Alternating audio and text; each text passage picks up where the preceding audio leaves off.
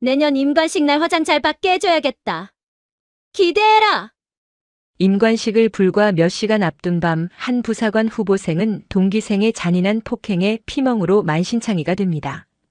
그녀가 마지막 희망을 걸고 제출했던 마음의 편지는 오히려 훈육관의 손에 찢겨 가해자에게 전달되었고 끔찍한 보복으로 돌아왔습니다. 마침내 임관식 당일 멍든 얼굴을 두꺼운 화장으로 필사적으로 가린 조카를 본 한 여성이 조용히 차로 돌아갑니다. 그녀는 단순한 가족이 아니었습니다.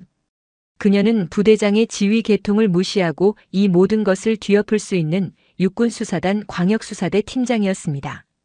자신의 부대가 외부 수사팀에 의해 순식간에 장악당하는 것을 무력하게 지켜봐야 했던 학교장, 그리고 축제의 주인공에서 한순간에 범죄자로 전락한 가해자들에게 과연 무슨 일이 벌어질까요? 영상 보시기 전에 구독과 좋아요 한번 눌러주시면 채널 성장에 큰 힘이 됩니다. 무료로 할 수 있는 소중한 응원, 더 통쾌하고 밀도 높은 이야기로 보답하겠습니다. 이제 시작하겠습니다. 숨을 쉴 때마다 폐부로 끼쳐오는 것은 흙먼지와 화약 냄새, 그리고 수백 명의 동기들이 내뿜는 지독한 땀 냄새가 전부였다. 대한민국 육군 부사관학교의 마지막 종합훈련. 임관식을 불과 일주일 앞둔 훈련장은 그야말로 아수라장이었다. 각계 전투 교장을 기어가는 김민지 후보생의 팔꿈치는 이미 감각이 없었다.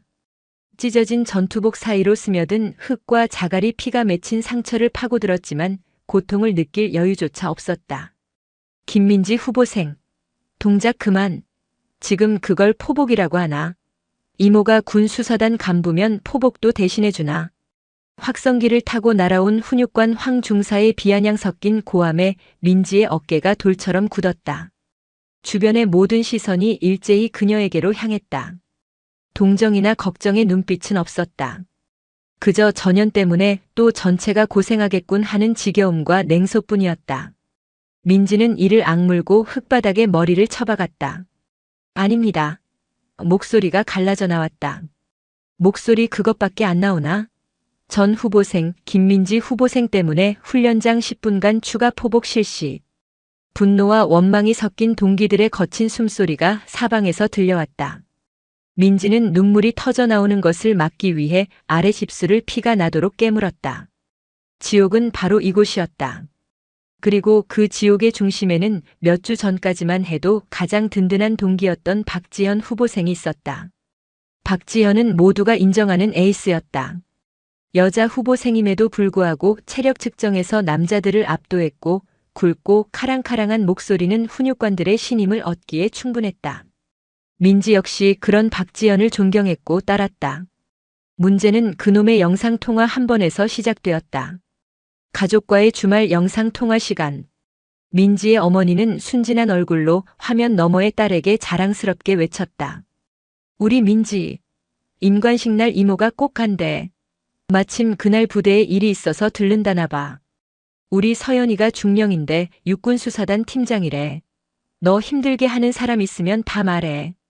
민지는 질색하며 엄마 그런 말 좀 하지 마. 라고 소리쳤지만 이미 늦었다. 바로 옆에서 차례를 기다리던 박지현 무리가 그 말을 똑똑히 들었던 것이다. 그날 이후 모든 것이 변했다. 존경과 동경의 대상이었던 박지현은 민지를 향한 노골적인 적의를 감추지 않았다. 좋겠네, 김민지. 이모가 육군수사단 중령이라서. 그날 밤 쉬는 시간 관물대를 정리하는 민지에게 박지현이 차갑게 말을 걸었다. 우리는 뼈 빠지게 고생해서 겨우 하사다는데 누구는 이모백으로 편하게 군 생활하겠네.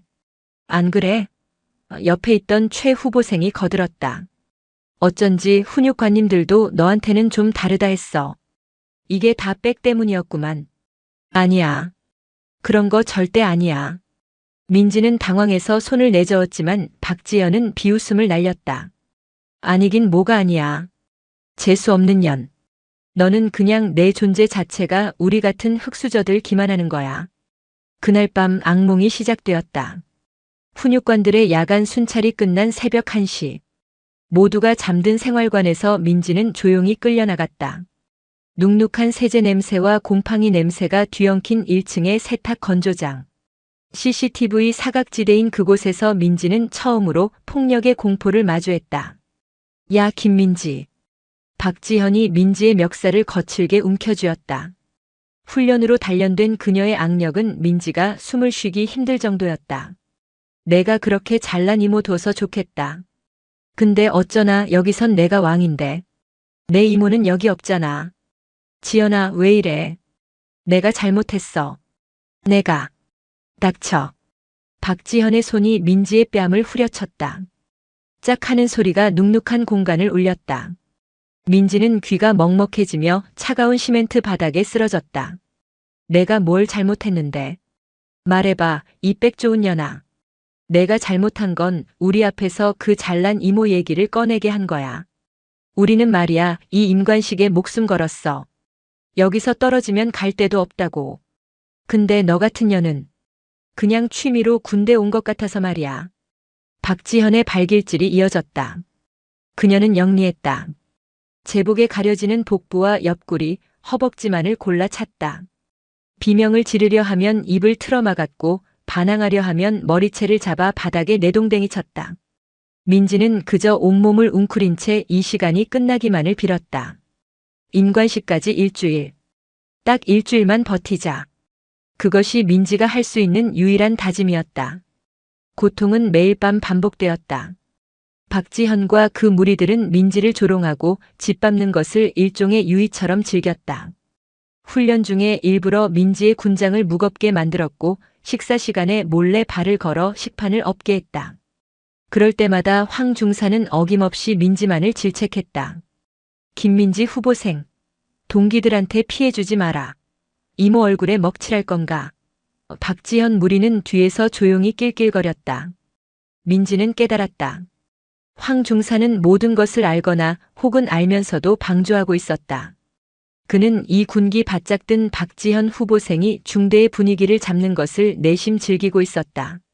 임관식을 나흘 앞둔 밤 민지는 도저히 잠을 이룰 수 없었다. 옆구리의 멍은 이제 숨을 깊게 들이쉬는 것조차 고통스럽게 만들었다. 더 무서운 것은 박지현의 속삭임이었다. 어제 저녁 점호 직전 그녀가 민지의 귀에 대고 웃으며 말했다. 임관식 날 얼굴 좀 예쁘게 해줘야겠다. 화장 잘 받게. 기대해. 이대로라면 임관식 날 가족들 앞에 서기도 전에 무슨 짓을 당할지 몰랐다. 공포가 이성을 마비시키기 직전 민지는 마지막 지푸라기를 잡기로 결심했다. 생활관 복도 끝 학교장의 얼굴 사진과 함께 걸려있는 후보생 인권 상담함. 일명 마음의 편지였다. 익명성이 철저히 보장되며 훈육관을 거치지 않고 학교 주임원사나 학교장에게 직접 전달된다는 그 붉은 철제 상자. 민지는 모두가 잠든 새벽 2시 복통을 호소하며 화장실에 가는 척 빠져나왔다. 비상등 불빛만이 희미하게 복도를 비추는 가운데 떨리는 손으로 작은 수첩을 찢어 편지를 썼다. 손이 너무 떨려 글씨가 날아갔다. 살려주십시오. 박지현 후보생 외 2명에게 상습적인 폭행과 가혹 행위를 당하고 있습니다. 세탁 건조장에서 그녀는 차마 이모의 이야기는 적지 못했다. 그것이 모든 일의 발단이었지만 왠지 그 사실이 알려지는 것이 두려웠다. 황 중사에 대한 원망도 감히 적지 못했다. 그저 이 지옥 같은 폭력만을 멈춰달라고 애원했다. 민지는 누구도 보지 않는 틈을 타 편지를 붉은 상자 깊숙이 밀어넣었다. 제발 제발. 훈육관님이 아닌 다른 분이 봐주세요. 다음 날 아침 기적은 일어나지 않았다. 황 중사의 표정은 평소와 다름없었다.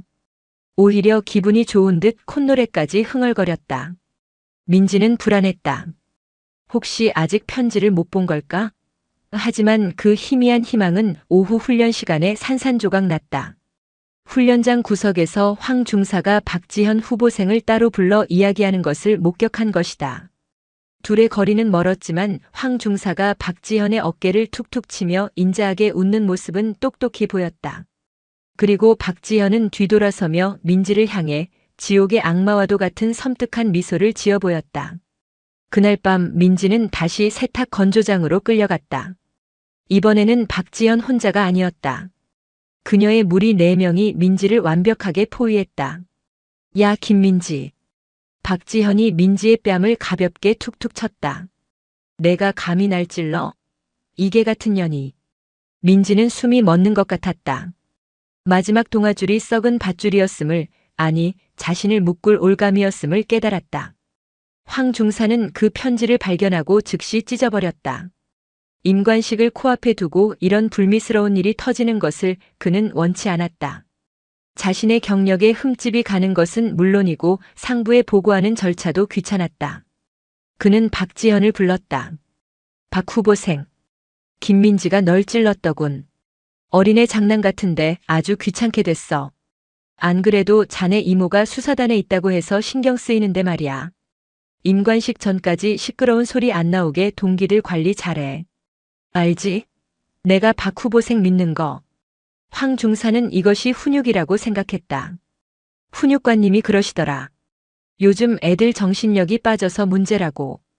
박지현은 민지의 배를 무릎으로 찍어 올렸다. 내까지 빽 믿는 년 하나 때문에 우리 중대 전체가 욕먹는다고. 내가 책임져야지. 폭행은 이전보다 훨씬 잔혹하고 길었다. 그들은 민지의 입에 더러운 세탁망을 물려 소리를 지르지 못하게 했다. 임관식 날 화장 잘 받게 해준다고 했지? 박지연은 자신의 손가락에 낀 남자친구에게 받았다는 딱딱한 반지를 만지작거렸다.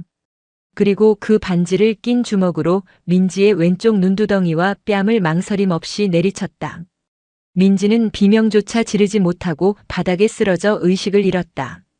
드디어 임관식 날이 밝았다. 며칠간 잠을 설친 민지는 새벽 4시 누구보다 먼저 기상했다. 아니, 사실은 한숨도 자지 못했다. 의무실에서 몰래 훔친 진통제 몇 알로 버티고 있었다. 왼쪽 눈은 괴물처럼 부어올라 제대로 떠지지도 않았고 뺨은 시퍼런 멍을 넘어 검붉게 변해 있었다. 입술은 터져 피딱지가 흉하게 앉았다. 박지현이 남긴 임관식 선물이었다. 민지는 화장실 거울 앞에 섰다. 거울 속에는 군인이 아닌 공포에 질려 넋이 나간 한 여자가 서 있었다. 이 얼굴로 엄마를, 이모를 어떻게 보지? 그녀는 동기에게 몰래 빌린 가장 두꺼운 파운데이션과 컨실러를 꺼냈다. 마치 벽에 시멘트를 바르듯 자신의 상처 위에 화장품을 겹겹이 덧칠했다. 멍 자국을 가리기 위해 필사적으로 문질렀다. 한 겹, 두 겹, 세 겹. 고통의 신음이 절로 나왔지만 멈출 수 없었다. 1시간 가까이 사투를 벌인 끝에야 겨우 흉측한 멍의 색깔이 옅은 갈색 정도로 가려졌다. 완벽하진 않았지만 이목구비가 뒤틀린 것처럼 부자연스러운 화장이 완성되었다. 부사관학교 연병장에는 이른 아침부터 축제의 열기가 가득했다. 군악대의 힘찬 연주가 울려 퍼졌고 전국 각지에서 모인 가족들은 자랑스러운 아들, 딸의 모습을 카메라에 담기 위해 분주했다. 민지의 엄마 이서영과 이모 이서현 중령도 참석자 석 앞자리에 앉아 있었다. 이서영은 아침부터 눈가가 촉촉했다. 어머 서연아, 저기 우리 민지 좀 봐. 맨 앞줄에 섰네. 아이고 저렇게 늠름할 수가. 고생해서 얼굴이 반쪽이 됐어. 쟨 어쩜 저렇게 화장을 짙게 했니? 오늘 주인공이라고 멋부렸나 봐. 호호. 이서현 중령은 그런 언니의 말에 옅은 미소를 지었지만 그녀의 눈은 단상 위에 도열한 조카에게 고정되어 있었다. 이 중령의 눈은 평범한 이모의 눈이 아니었다. 그것은 수십 년간 수많은 범죄자들과 거짓말쟁이들을 상대해 온 육군수사단 광역수사대 팀장의 날카로운 눈이었다. 그녀의 눈에 민지의 모습은 어딘가 부자연스러웠다. 걸음걸이가 미세하게 절뚝거려. 왼쪽 다리를 약간 끄는군. 그리고 저 화장. 저건 멋을 부린 화장이 아니야. 필사적으로 무언가를 가리려는 분장에 가까워. 평소 화장기 없는 얼굴만 보던 조카의 어색한 분칠은 그녀의 직업적 본능을 날카롭게 자극했다. 게다가 민지는 가족석을 향해 웃고 있었지만 그 웃음은 입꼬리만 겨우 올라간 채 눈은 전혀 웃고 있지 않았다. 마치 겁에 질린 사람처럼 보였다. 이에 본관은 육군 부사관 학교장으로서 이들의 임관을 명하는 바입니다. 학교장 박진수 대령의 우렁찬 선포와 함께 모든 후보생이 일제히 경례를 붙였다. 충성. 민지도 목이 터져라 외쳤다. 눈물이 핑 돌았다. 이것은 기쁨의 눈물이 아니었다. 드디어 이 지옥이 끝났다는 안도감, 그리고 이 끔찍한 몰골로 가족 앞에 서야 하는 자신에 대한 처절한 연민이었다. 그녀는 애써 입꼬리를 당겨 웃었다. 엄마와 이모를 향해 가장 밝은 미소를 지어 보였다. 임관식이 끝나고 가족들이 일제히 연병장으로 쏟아져 나왔다. 이서영은 우리 딸, 을 외치며 민지에게 달려가 꽃다발을 안기고 힘껏 껴안았다. 장하다 우리 민지. 고생했어. 정말 고생 많았어. 민지는 엄마의 품에 안기는 순간 자신도 모르게 숨을 멈췄다. 엄마의 손이 어젯밤 박지현에게 무차별적으로 맞은 옆구리를 강하게 눌렀기 때문이었다. 아주 짧은 신음이었지만 민지는 고통을 참아내며 얼굴을 미세하게 찡그렸다. 그것을 바로 옆에서 지켜보던 이서현 중령의 표정이 싸늘하게 굳었다. 엄마 이서영의 품에 안긴 민지가 터뜨린 그 짧은 신음. 그것은 연병장의 그 어떤 군악대 소리나 확성기 소리보다도 이서현 중령의 귓속에 날카롭게 파고들었다. 이 중령의 온몸에 찬물이 끼얹어진 듯한 감각이 스쳤다. 모든 감각이 곤두섰다. 그녀는 방금 전까지 조카의 임관을 축하하던 이모가 아니었다. 그녀는 수십 건의 강력 범죄 현장에서 단 하나의 거짓 숨소리도 놓치지 않는 육군수사단 광역수사대 팀장이었다. 언니. 이 중령의 목소리가 한 톤 낮아졌다. 이서영은 여전히 감격에 겨워 딸의 등을 토닥이고 있었다. 언니, 나 민지랑 잠깐 할 얘기가 있어. 저기 본부석 뒤에 시원한 물 파는 곳 있던데 언니가 물 좀 사다 줄래? 민지도 목마를 텐데. 나는 민지 계급장 삐뚤어진 것 좀 바로 달아주고 있을게. 이서영은 아무것도 눈치채지 못한 채 환하게 웃었다. 아이고, 우리 서연이가 제일 꼼꼼하지. 그래, 그래야지. 우리 딸 목마르지? 엄마가 금방 다녀올게. 이서영이 인파 속으로 분주하게 뛰어가는 그 몇 초의 시간. 이서현 중령은 민지의 어깨를 단단히 붙잡고 인적이 드문 연병장 구석, 본부석의 거대한 그늘 아래로 끌어당겼다. 축하의 열기로 소란스러운 주변과 달리 두 사람 사이의 공기는 얼어붙었다. 이 중령은 민지의 턱을 가볍게 하지만 거부할 수 없는 힘으로 잡아 돌렸다. 그리고 자신의 눈을 정면으로 마주보게 했다. 김민지 하사. 그녀는 조카를 계급으로 불렀다. 민지는 저도 모르게 예 이모 라고 대답했다가 황급히 예 이모님 이라고 정정하려 했지만 이모의 눈빛에 입이 얼어붙었다. 그 눈은 이모의 눈이 아니었다. 그것은 피의자를 신문하는 수사관의 눈이었다. 왼쪽 뺨 화장. 누가 했어? 질문이 아니었다. 취조였다. 분장 수준이야. 이 정도면 멍 자국을 가리려고 스펀지가 아니라 주걱으로 펴바른 수준이라고. 아까 엄마가 안을 때 신음소리 냈어.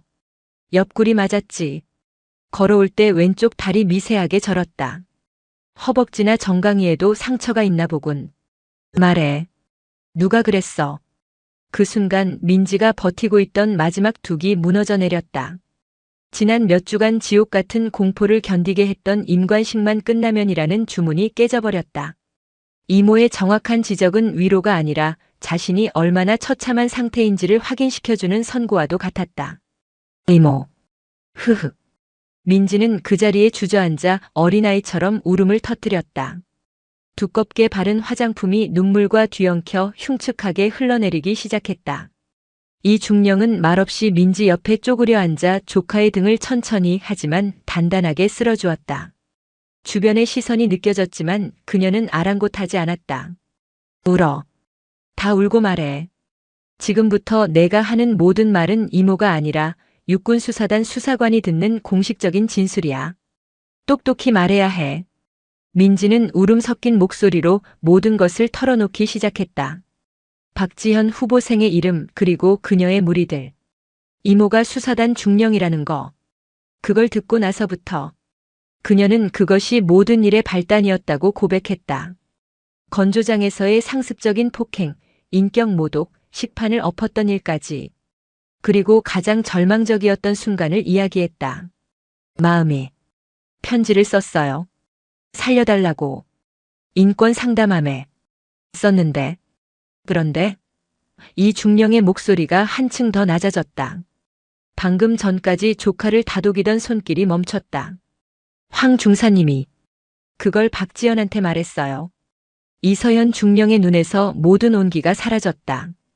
훈육관님이 저보고 정신력이 빠졌다고. 박지연한테 동기 관리 잘하라고. 그리고 어젯밤에 임관식 선물이라고. 반지 낀 주먹으로.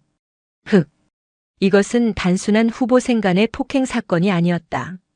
지위 계통에 의한 조직적인 은폐, 가혹 행위 방조, 그리고 명백한 보복 폭행 교사였다. 군에서 일어날 수 있는 최악의 범죄 중 하나가 가장 모범적이어야 할 부사관학교의 심장부에서 벌어진 것이다. 이 중령은 민지를 일으켜 세웠다. 그녀의 손은 분노로 미세하게 떨리고 있었지만 목소리는 얼음장처럼 차가웠다. 민지야, 잘 들어. 넌 아무 잘못 없어. 넌 피해자고 아주 용기 있게 버텨냈어. 그리고 지금 나한테 사실대로 다 말했어. 그걸로 내가 할 일은 다 끝난 거야. 그녀는 조카의 눈물을 손으로 닦아주었다. 흘러내린 화장품 아래로 드러난 검붉은 상처가 그녀의 분노에 불을 질렀다. 이제부터는 이모 일이야. 아니, 육군 수사단의 일이다.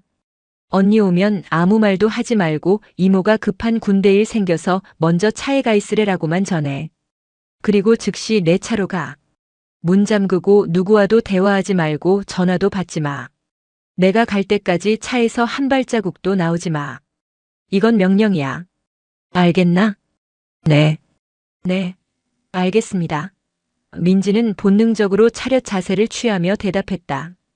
이서연 중령은 조카의 어깨를 마지막으로 한번 꽉 쥐어준 뒤 망설임 없는 걸음으로 학교 본관 건물을 향해 걸어갔다. 그녀의 발걸음은 더 이상 임관식에 참석한 가족의 것이 아니었다. 그것은 전쟁터로 향하는 지휘관의 발걸음이었다. 이서연 중령은 학교 장실로 향하지 않았다. 그녀는 먼저 인파를 해치고 주차장에 세워둔 자신의 검은색 민간 차량으로 돌아왔다. 이미 민지와 언니 이서영이 겁에 질린 표정으로 차 안에 앉아 있었다. 언니, 지금부터 내 말 잘 들어. 민지가 여기서 아주 안 좋은 일을 당했어. 이서영의 얼굴이 하얗게 질렸다. 서연아. 그게 무슨. 지금 설명할 시간 없어. 이건 단순한 사고가 아니라 범죄야. 언니는 민지 데리고 지금 당장 이 부대를 빠져나가. 그리고 내가 연락할 때까지 절대 아무한테도 연락하지 마. 민지 병원부터 데려가서 상해진단서 끊어. 정신과 상담 기록까지. 내가 아는 병원 주소 찍어줄게. 그 병원에서 당장 입원 수속 밟아. 이건 민지를 보호하기 위한 최우선 조치야. 빨리. 이 중령의 단호한 명령에 이서영은 울음을 터뜨릴 새도 없이 고개를 끄덕였다. 그녀는 동생이 지금 평소의 모습이 아님을 직감했다. 이 중령은 민지의 손을 한번 꽉 잡아주었다. 괜찮아. 이모가 다 해결할게. 넌 그냥 피해자로서 치료받을 준비만 해. 언니의 차가 부대 정문을 빠져나가는 것을 확인한 이 중령은 자신의 차에 홀로 남아 숨을 골랐다.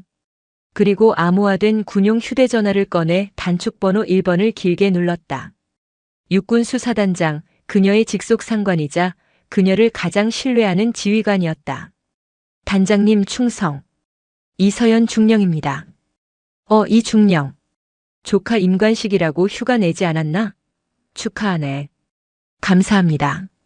그런데 단장님, 현장에서 긴급 상황이 발생했습니다. 수화기 너머의 공기가 순간 무거워졌다. 말해봐. 육군 부사관 학교입니다. 제 조카가 오늘 임관한 김민지 하사입니다. 방금 김 하사로부터 후보생 시절 상습적인 폭행 및 가혹 행위를 당했다는 구체적인 진술을 확보했습니다. 이 중령은 감정을 철저히 배제하고 사실만을 보고했다. 가해자는 동기생 박지현 외 3명. 문제는 훈육관 황 중사가 피해자의 정식 문제 제기, 즉 인권 상담함 투서를 묵살하고 오히려 이 사실을 가해자에게 누설하여 보복 폭행을 교사한 정황이 명백합니다. 피해자의 신체에서 멍과 부기 등 상해 흔적을 직접 확인했습니다. 황 중사라고. 단장의 목소리가 낮아졌다. 학교 자체 조사는 명백한 은폐 시도가 있었기에 신뢰할 수 없다고 판단됩니다. 사안의 중대성을 고려할 때 본부 광역수사대의 즉각적인 현장 출동 및 수사 개시를 요청합니다. 학교장에게는 아직 보고하지 않았습니다. 수사팀 도착과 동시에 통보하여 증거 인멸을 시도할 시간을 원천 차단하는 것이 최선이라 사료됩니다. 잠시 침묵이 흘렀다. 알겠네. 이 중령 판단이 맞아. 현역 훈육관이 개입된 은폐교사라. 이건 보통 일이 아니군. 지금 즉시 가장 가까운 대전광역수사대에 지시하지. 자네는 지금부터 내 직속으로 현장 상황을 통제하게. 수사팀 도착 예상 시간 30분. 자네는 지금 즉시 학교장실로 가서 수사팀이 정문을 통과하는 즉시 내 이름으로 수사 개시 통보 및 현장 보전 명령을 하달하게. 학교장이 반발할 경우 내가 직접 통화하겠다고 전해. 그리고 조카 잘 챙기게. 명심하겠습니다. 단장님, 피해자는 이미 안전하게 부대 외부 병원으로 이송 조치 완료했습니다. 잘했네. 역시 이 중령이야. 시작하게. 전화가 끊겼다. 30분. 그 시간 안에 모든 것이 결정될 터였다. 이 중령은 차 시동을 껐다. 임관식의 축포 소리가 아직도 귓가에 맴도는 듯 했다. 그녀는 차에서 내려 전투복 매무새를 가다듬었다. 중령 계급장이 유난히 차갑게 빛났다. 그녀는 더 이상 망설임 없는 걸음으로 학교 본관 박진수 대령의 집무실을 향해 걸어갔다. 육군 부사관 학교장 박진수 대령은 성공적인 임관식에 한껏 고무되어 있었다. 외부에서 온 내빈들을 배웅하고 집무실로 돌아와 막 넥타이를 풀던 참이었다. 집무실에는 방금 전 행사를 함께 치른 학교 주임원사도 함께 남아차를 마시며 담소를 나누고 있었다. 아, 주임원사님. 이번 기수도 아주 훌륭합니다. 황 중사가 중대를 아주 꽉 잡고 잘 키웠어요. 하. 그렇습니다, 학교장님. 특히 박지연 하사 같은 자원은. 그때 노크 소리와 함께 비서실의 부관이 다급한 표정으로 들어왔다. 학교장님, 육군수사단 이서현 중령님께서 면담을 요청하십니다. 아까 임관식에 참석했던 김민지 하사의 이모 되시는 분입니다. 박 대령은 흔쾌히 고개를 끄덕였다. 아, 이 중령? 반가운 분이지. 모시게. 주임원사님도 같이 인사하시지요. 그는 수사단 소속의 영관급 장교와 인맥을 터두는 것이 나쁠 것 없다고 생각했다. 문이 열리고 이서연 중령이 절도 있는 걸음으로 들어와 경례를 붙였다. 충성. 학교장님, 이서연 중령입니다. 아, 어서 오십시오, 이 중령님. 하. 조카 임관 축하드립니다. 아주 훌륭한 자원입니다. 박 대령은 악수를 청하며 환하게 웃었다. 이 중령은 악수에 응하지 않고 박 대령과 주임원사를 차갑게 번갈아 보았다. 학교장님, 오늘 임관한 김민지 하사.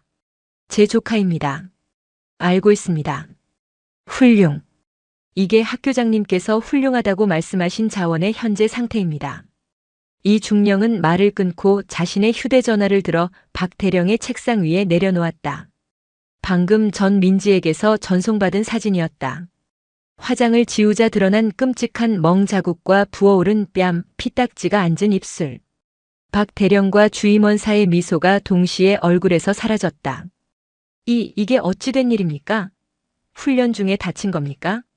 박 대령의 목소리가 당황으로 떨렸다. 훈련이 아닙니다. 이 중령의 목소리가 집무실을 울렸다. 지난 몇 주간 동기생 박지현 외 3명에게 상습적으로 당한 구타와 가혹 행위의 결과입니다. 장소는 주로 훈육관이 순찰하지 않는 세탁 건조장이었습니다. 박지현. 하사 말입니까? 그럴 리가. 황 중사가. 주임원사가 자신도 모르게 황 중사의 이름을 내뱉었다. 이 중령의 눈이 주임원사를 향했다. 황 중사. 맞습니다. 주임원사님. 그녀는 주임원사를 정확히 지목했다. 김민지 하사는 일주일 전 인권 상담함을 통해 이 사실을 정식으로 보고했습니다. 하지만 황 중사는 이 보고를 묵살하고 오히려 가해자인 박지현 하사에게 피해자의 신원을 노출하며 동기관리 잘하라고 부추겼습니다. 그 결과 제 조카는 어젯밤 임관식 전날에도 보복 폭행을 당했습니다. 박 대령의 얼굴이 하얗게 질렸다. 이 중령님. 이건 제가 철저하게 조사해서.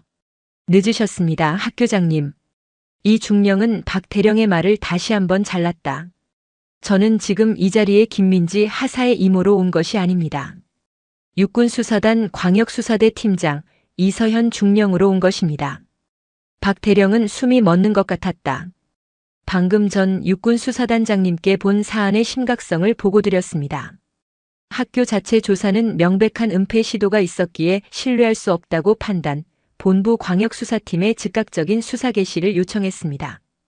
이 중령은 자신의 손목시계를 내려다보았다. 정확히 약속된 30분이 가까워지고 있었다. 그리고 학교장님.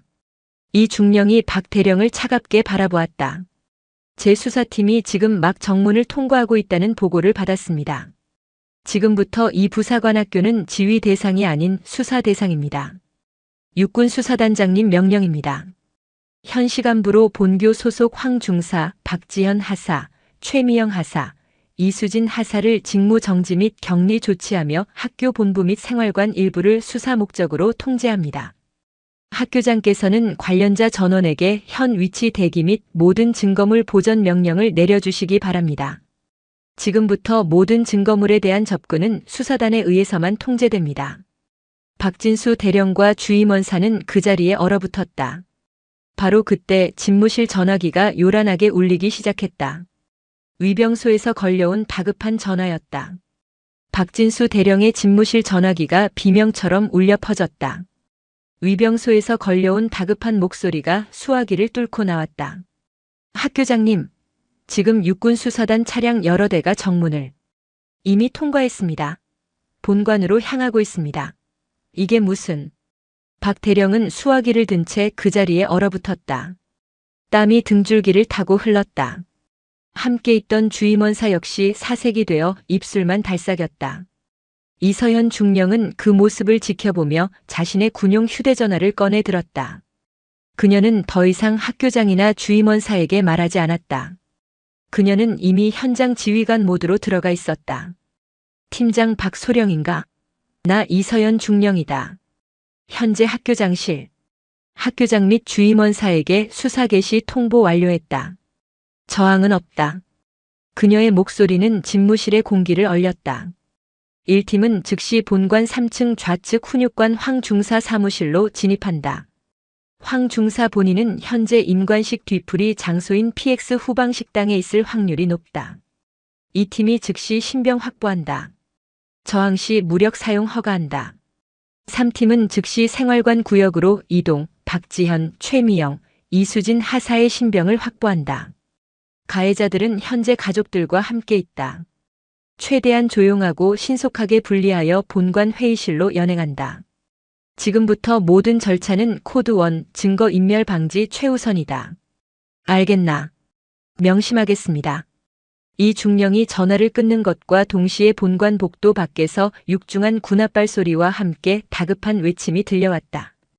육군수사단입니다. 모두 현 위치에서 대기하십시오.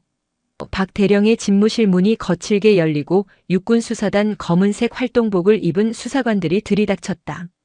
그들은 학교장과 주임원사에게 가볍게 목례를 표했지만 그들의 눈빛에는 조금의 망설임도 없었다. 학교장님, 주임원사님, 수사 개시에 협조해 주셔서 감사합니다. 지금부터 학교장실을 임시 현장 지휘소로 사용하겠습니다. 두 분께서는 저쪽 소파에 대기해 주시기 바랍니다. 이것은 요청이 아닌 통보였다. 대령과 원사는 자신들의 집무실에서 졸지에 방관자 신세가 되어버렸다. 박 대령은 자신의 군 생활 20여 년 만에 이런 굴욕과 공포를 처음 느껴보았다. 자신의 부대가 자신의 허락도 없이 외부 병력에 의해 순식간에 장악당하고 있었다. 같은 시각 임관식의 열기가 채 가시지 않은 PX 후방 식당. 황 중사는 다른 훈육관들과 함께 막걸리 잔을 부딪히며 기분 좋게 웃고 있었다. 아, 이번 기수도 잘 키웠습니다. 특히 박지현이 같은 애들은. 황 중사 말이 쾅. 식당 문이 거칠게 열렸다. 축제 분위기에 젖어있던 간부들의 시선이 일제히 문으로 향했다. 육군수사단이다. 낯선 얼굴의 수사관 4명이 굳은 표정으로 들어섰다. 모든 소음이 멎었다. 황 중사 누구인가? 황 중사는 손에 든 막걸리 잔을 그대로 든 채 어리둥절한 표정으로 일어났다. 난데. 무슨 일? 육군수사단 광역수사대다. 황 중사. 지금부터 직무유기, 직권남용, 가혹행위 방조 및 교사 혐의로 체포한다. 당신은 변호사를 선임할 수 있으며 황 중사의 손에서 막걸리 잔이 쨍그랑 소리를 내며 바닥으로 떨어졌다. 뭐라고? 이거 나. 너네 뭔데 나한테 이래. 이거 안 나.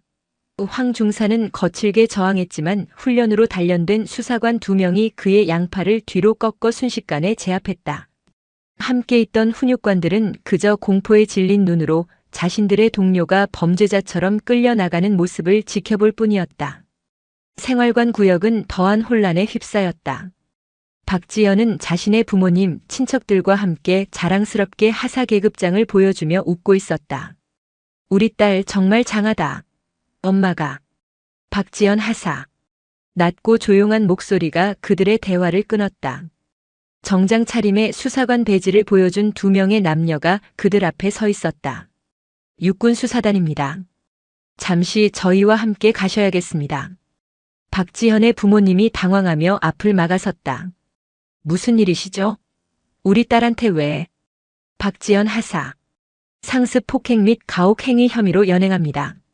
협조해 주시기 바랍니다. 뭐라고요? 폭행이라니요? 우리 딸이 그럴 리가. 박지현의 얼굴이 하얗게 질렸다. 김민지. 그게 같은 년이. 이모한테 진짜 꼰지른 거야? 그녀는 애써 태어난 척 소리쳤다. 아니에요. 무슨 오해가 있으신 거예요. 저 그런 적 없어요.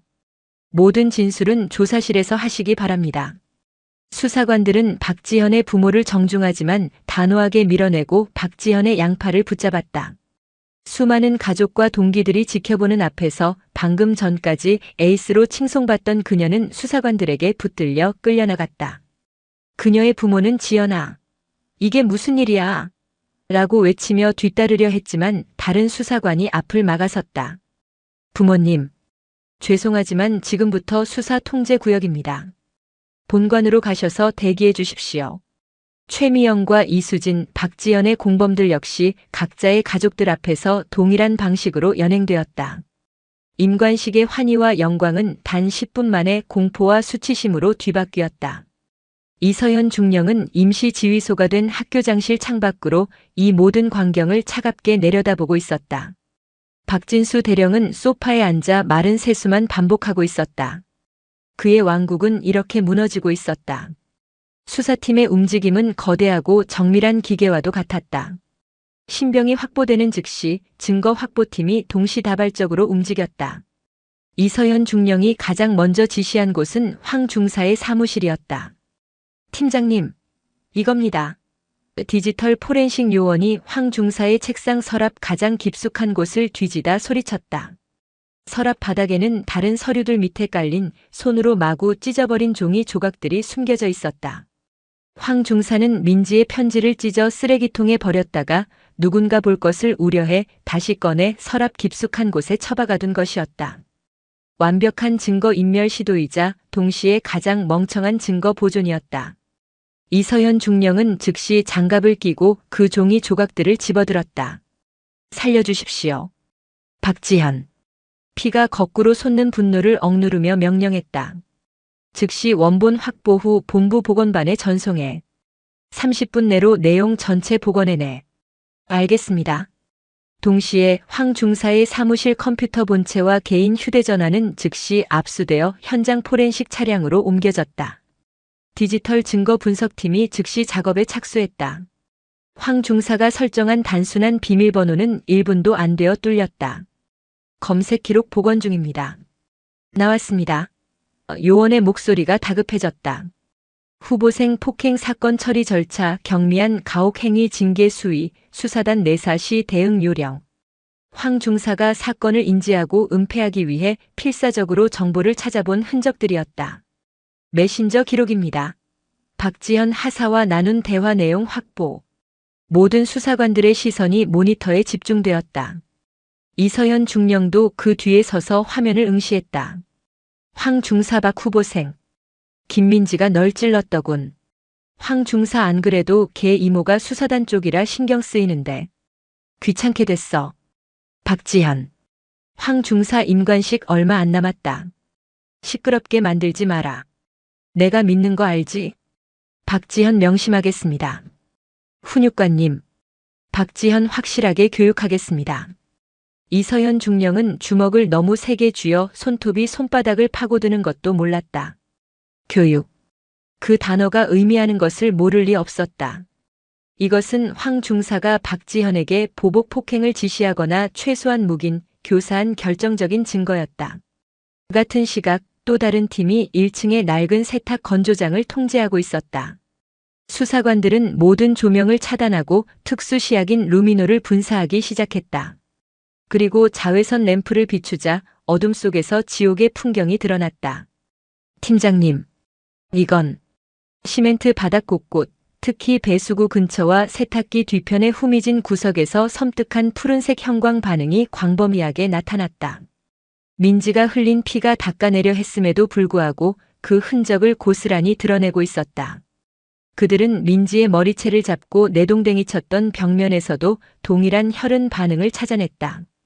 모든 증거는 실시간으로 이서연 중령에게 보고되었다. 찢어진 편지, 살인적인 메신저 대화, 그리고 지워지지 않은 혈흔. 이 중령은 모든 증거 자료를 출력하라고 지시했다. 이제 사냥감을 몰아넣을 모든 준비가 끝났다. 본관 1층의 작은 회의실들은 순식간에 임시 조사실로 바뀌었다. 황 중사, 박지현 그리고 공범들은 서로 격리된 채 굳은 표정으로 앉아 있었다. 박지현은 여전히 오해다, 증거도 없이 이럴 수 있느냐며 고개를 빳빳이 들고 있었다. 황 중사는 훈육 차원이었다는 변명만을 되풀이할 준비를 하고 있었다. 그들은 아직 자신들의 사무실과 휴대전화가, 그리고 그들이 피를 흘리게 한 건조장이 자신들의 숨통을 끊어놓을 증거들을 모두 토해냈다는 사실을 모르고 있었다. 먼저 황 중사부터 데려와. 이서연 중령이 차가운 목소리로 명령했다. 수사관들에게 끌려 들어온 황 중사는 애써 태어난 척, 오히려 피해자인 척 억울한 표정을 지어 보였다. 그는 이 중령이 피해자의 이모라는 점을 파고들어 감정에 호소할 작정이었다. 이 중령님, 이건 정말 심한 처사 아닙니까? 제가. 물론 김민지 하사 이모님이신 건 알지만 이렇게까지. 황 중사. 이 중령은 황 중사의 말을 가차없이 잘랐다. 계급 성명. 황 중사는 순간 당황했다. 자신을 동료 간부가 아닌 완전한 피의자로 취급하는 서늘한 태도에 말문이 막혔다. 중사. 황진태입니다. 좋아. 황 중사. 이 중령은 조사실 테이블에 첫 번째 자료를 던졌다. 방금 전 복원된 민지의 찢어진 편지였다. 살려주십시오. 박지현 후보생에게. 황 중사의 눈동자가 격렬하게 흔들렸다. 이게 왜? 피해자의 1차 공식 보고서다. 이 중령이 말했다. 당신은 이걸 묵살하고 찢어버렸지. 직무유기야. 아닙니다. 그건 사소한 동기들 간의 다툼이라고 판단해서. 다툼? 이 중령은 두 번째 자료를 던졌다. 세탁 건조장의 루미놀 반응 사진이었다. 푸른 빛으로 번뜩이는 혈흔 자국이 황 중사의 눈을 공격했다. 이게 당신이 말하는 사소한 다툼의 결과인가? 이건 일방적인 폭행, 아니 린치 수준이야. 황 중사의 얼굴이 하얗게 질리기 시작했다. 그건 제가 몰랐던 사실입니다. 저는 몰랐다고? 이서연 중령은 자리에서 일어나 황 중사의 코앞까지 다가갔다. 그리고 마지막 증거, 그가 박지현과 나눈 메신저 대화 내용을 그의 눈앞에 내밀었다. 시끄럽게 만들지 마라. 내가 믿는 거 알지? 이래도 몰랐나? 황 중사는 모니터 속 자신의 대화 내용을 보고 숨이 멎는 것을 느꼈다. 내가 피해자의 보고를 묵살하고 그 사실을 가해자에게 알려 보복 폭행을 사실상 지시한 거야. 이 쓰레기 같은 놈아. 이 중령의 절제된 분노가 터져나왔다. 내가 그토록 지키고 싶었던 그 경력, 평가 때문에 한 사람의 인생을 지옥으로 밀어넣었어. 이게 대한민국 훈육관이 할 짓인가? 황 중사는 모든 것이 끝났음을 깨달았다. 그는 의자에서 무너지듯 바닥에 주저앉았다. 잘못했습니다. 제가, 임관식만 조용히 치르려고. 그의 변명은 처절한 울음소리로 바뀌었다. 다음, 이 중령은 무너진 황 중사에게 눈길도 주지 않고 조사실 M을 나섰다. 박지현이 데려와. 박지현은 조사실에 들어오면서도 여전히 고개를 빳빳이 들고 있었다. 전 할 말 없습니다. 김민지 걔가 이모백 믿고 거짓말하는 겁니다. 이서연 중령은 말없이 그녀를 바라보았다. 그리고는 책상 위에 자료들을 하나씩 펼쳐놓았다. 첫째, 내 공범 최미영, 이수진의 자백서다. 모든 것은 박지현이 주도했다고 일치하게 진술하고 있군. 박지현의 눈이 흔들렸다. 그년들이. 둘째, 내가 교육의 현장으로 사용한 세탁 건조장의 혈흔 감식 결과다. 내가 흘리게 한 피지. 셋째, 어젯밤 내가 민지에게 임관식 선물이라며 때린 상처. 병원에서 발급한 공식 상해 진단서다. 전치 3주. 특수폭행 혐의가 추가되겠군. 내가 낀 그 반지 덕분에. 박지현의 호흡이 거칠어졌다. 그녀는 마지막까지 부인했다. 증거 없잖아요. 걔 혼자 한 말. 넷째, 이 중령은 마지막 종이를 테이블 중앙에 놓았다. 황 중사와 박지현이 나눈 메신저 대화였다. 확실하게 교육하겠습니다. 박지현은 자신의 눈앞에 펼쳐진 자신이 직접 타자를 쳤던 그 단어를 보고 온몸이 마비되는 것을 느꼈다. 완벽했다. 빠져나갈 구멍은 어디에도 없었다. 그토록 자랑스러웠던 부모님의 얼굴, 에이스라며 치켜 세워주던 동기들의 시선, 그리고 이제 막 달았던 하사 계급장. 모든 것이 한순간에 재가 되어 사라지고 있었다. 아! 그녀의 입에서 의미 없는 소리가 터져 나왔다. 아니에요. 그건 그냥 장난이었어요. 장난? 이서연 중령이 책상을 내리쳤다. 내 장난 때문에 한 군인의 인생이 망가졌어. 너 같은 건 군인도 아니, 인간도 아니야. 조사 끝났으니 당장 입감시켜. 이서연 중령은 울부짖으며 끌려나가는 박지현을 뒤로하고 조사실을 나왔다. 차가운 밤 공기가 뺨에 와닿았다. 학교장실에서 창백한 얼굴로 대기하던 박진수 대령과 눈이 마주쳤다. 이 중령은 그를 향해 차갑게 말했다. 학교장님, 이제 시작입니다. 그날의 임관식은 환희가 아닌 피와 수치로 역사에 기록되었다. 육군 부사관학교는 개교 이래 가장 치욕적인 날을 맞았다. 학교장 박진수 대령의 지휘권은 이서연 중령이 이끄는 수사단이 정문을 통과한 순간 사실상 정지되었다. 그는 자신의 집무실에서 외부 수사관들이 자신의 부하들을 체포하고 사무실을 압수수색하는 모든 과정을 무력하게 지켜봐야만 했다. 학교의 모든 지휘 계통은 마비되었고 오직 육군 수사단의 명령만이 부대 전체를 지배했다. 몇 주 후 군단 보통군사법원 대법정. 그날의 영광을 함께 축하했던 가족들은 이제 피고인석과 피해자 가족석으로 나뉘어 앉아 있었다. 공기는 얼음장처럼 차가웠고 법복을 입은 군판사의 목소리만이 건조하게 울렸다. 피고인석에는 3명의 인물이 앉아 있었다. 황진태 전 중사. 그는 이미 현역 부적합 심의를 통해 강제 전역된 상태로 군복이 아닌 민간인 수의를 입고 있었다. 한때 훈육관의 위엄을 자랑하던 그의 어깨는 완전히 무너져 내렸고 초점 없는 눈은 법정 바닥만 향하고 있었다.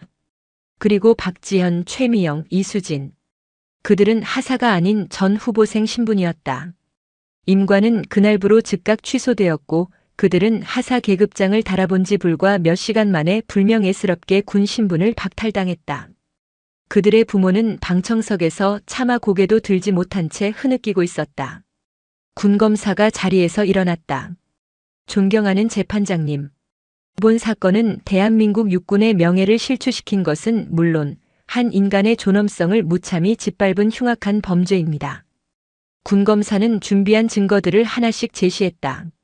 첫 번째 증거. 이서현 중령의 팀이 황진태의 책상 서랍에서 확보한 손으로 찢겨진 김민지 하사의 마음의 편지 원본이었다. 복원된 편지의 내용이 스크린에 떠오르자 방청석에서는 탄식이 터져나왔다. 살려주십시오. 피고인 황진태는 군검사의 목소리가 법정을 울렸다. 피해자의 이 절박한 구조 신호를 묵살하고 찢어버렸습니다. 이는 단순한 직무유기를 넘어 피해자를 사지로 다시 밀어넣은 명백한 살인 방조 행위입니다. 두 번째 증거. 황진태와 박지현이 나눈 메신저 대화였다. 시끄럽게 만들지 마라. 내가 믿는 거 알지? 확실하게 교육하겠습니다. 이것이 훈육관과 후보생의 대화입니까? 이것은 범죄를 모의하고 교사한 공범자들의 대화입니다. 세 번째 증거. 세탁 건조장의 혈흔 감식 사진이었다. 루미놀 시약에 푸르게 빛나는 수십 개의 혈흔. 그리고 박지현이 범행에 사용했던 남자친구에게 선물 받았다던 그 딱딱한 반지가 증거물로 제시되었다. 네 번째 증거. 국군 수도병원에서 발급한 김민지 하사의 상해진단서였다. 좌측 안화골절, 다발성 늑골 타박상, 고막 파열 의심, 전치 3주. 그리고 그 뒤를 이은 정신과 진단서. 급성 외상 후 스트레스 장애, 지속적인 입원 및 관찰 요망. 박지현은 고개를 빳빳이 들고 장난이었습니다. 훈련 과정의 오해입니다. 라고 마지막까지 항변했지만 증거의 산 앞에서 그녀의 목소리는 공허했다. 황진태는 그저 잘못했습니다. 임관식만 조용히 치르려고. 라는 말만 앵무새처럼 되풀이했다. 최종 선고가 내려졌다. 피고인 황진태. 전 육군 중사. 피고인은 부하를 보호해야 할 훈육관의 본분을 망각하고 오히려 가해자와 결탁하여 피해자를 능동적으로 기만하고 추가 폭행을 교사하였다. 그 죄질이 이루 말할 수 없이 불량하여 징역 5년을 선고한다. 동시에 피고인의 모든 군인연금 수급 권리를 박탈한다. 황진태는 그 자리에 쓰러져 통곡했다.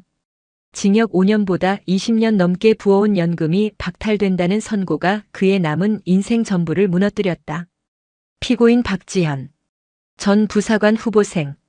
피고인은 동료에 대한 상습적인 폭행, 특수폭행, 가혹 행위를 주도하였으며 징역 3년을 선고한다. 공범들도 각각 징역형의 집행유예를 선고받았다.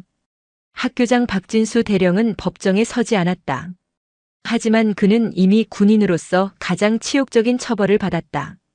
그는 사건 직후 즉시 보직 해임되었고 정식 징계위원회에 회부되어 지휘감독 소홀의 책임을 물어 강등 처분을 받았다.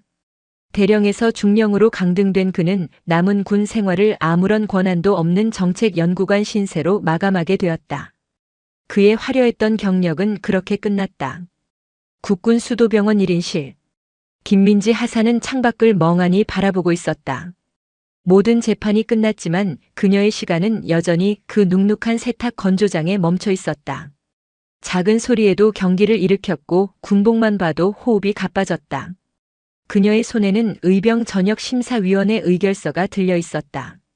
군 생활 부적합 판정. 그녀는 이제 군복을 벗을 수 있었다. 도망칠 수 있었다. 민지야. 노크 소리와 함께 이모 이서현 중령이 들어왔다. 그녀는 이번 사건을 완벽하게 처리한 공로를 인정받아 동기들보다 한 발 앞서 대령으로 진급해 있었다. 그녀의 어깨에 달린 무궁화 계급장이 유난히 단단해 보였다. 이모. 저 이제 군대 그만두려고요. 민지가 애써 웃으며 서류를 들어보였다. 전 역시 군인이 될 자격이 없나 봐요. 무서워요. 이 군복이 그냥 다 무서워요. 이서현 대령은 민지의 침대 옆 의자에 앉았다. 그래. 무서울 거야. 내가 겪은 일을 생각하면 당연해. 이대로 전역해서 평범한 김민지로 돌아가도 그 누구도 너를 비난하지 않아. 너는 이미 군인으로서 가장 용기 있는 일을 해냈으니까. 민지는 고개를 숙였다. 그런데 이모는 왜 군인이 됐어요? 이 대령은 잠시 창밖을 바라보았다. 나도 너만 할 때 아니 소위 때 끔찍한 일을 겪었어. 여군이라는 이유만으로 수사관이라는 이유만으로 수많은 벽에 부딪혔지. 그때 나도 도망치고 싶었어.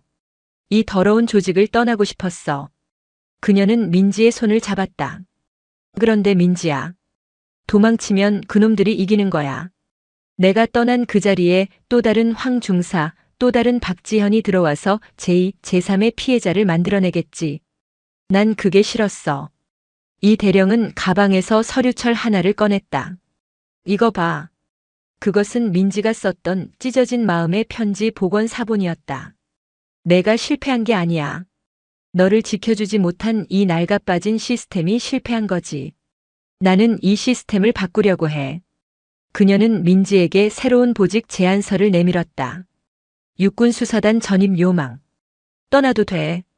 하지만 만약 내가 겪은 이 끔찍한 고통을 다른 후배들이 겪지 않게 하고 싶다는 마음이 조금이라도 남아있다면 도망치는 대신 싸워보는 건 어때? 제가 뭘 할 수 있는데요? 나처럼 되면 돼. 이 대령이 단호하게 말했다. 군사경찰 말입니까? 그래. 우리는 총 들고 싸우는 군인들만 지키는 게 아니야. 우리 내부의 적, 우리를 병들게 하는 이런 부조리로부터도 우리 군인들을 지켜야 해. 우리는 그런 일을 하는 사람들이야. 너는 누구보다 그늘진 곳이 어떻게 생겼는지 잘 알잖아. 우리에겐 너처럼 아픔을 아는 수사관이 필요해. 내가 그 증거가 되어야 해. 민지는 이모의 눈을 바라보았다. 그곳에는 자신을 향한 무한한 신뢰가 담겨 있었다. 그녀는 의병 전역 심사 의결서를 천천히 구겨 쓰레기통에 던져 넣었다. 그리고 이모가 내민 전입 요망서에 떨리는 손으로 서명하기 시작했다. 어떻게 하면 이모처럼 될 수 있어요? 이서현 대령의 입가에 비로소 그날 임관식 이후 처음으로 옅은 미소가 떠올랐다. 몇 달 뒤 육군 본부 대회의실. 육군의 모든 별들이 모인 최고 지휘관 회의. 이서현 대령이 발제자로 나섰다. 그녀는 스크린에 민지의 찢어진 편지를 띄웠다. 여러분, 이것이 현재 우리 군 인권 상담함의 현주소입니다. 이것은 신고함이 아니라 피해자의 신원을 가해자에게 알려주는 고발함이자 증거를 인멸하는 파쇄기에 불과합니다. 훈육관이 열쇠를 가지고 있는 신고함을 어떻게 신뢰하겠습니까?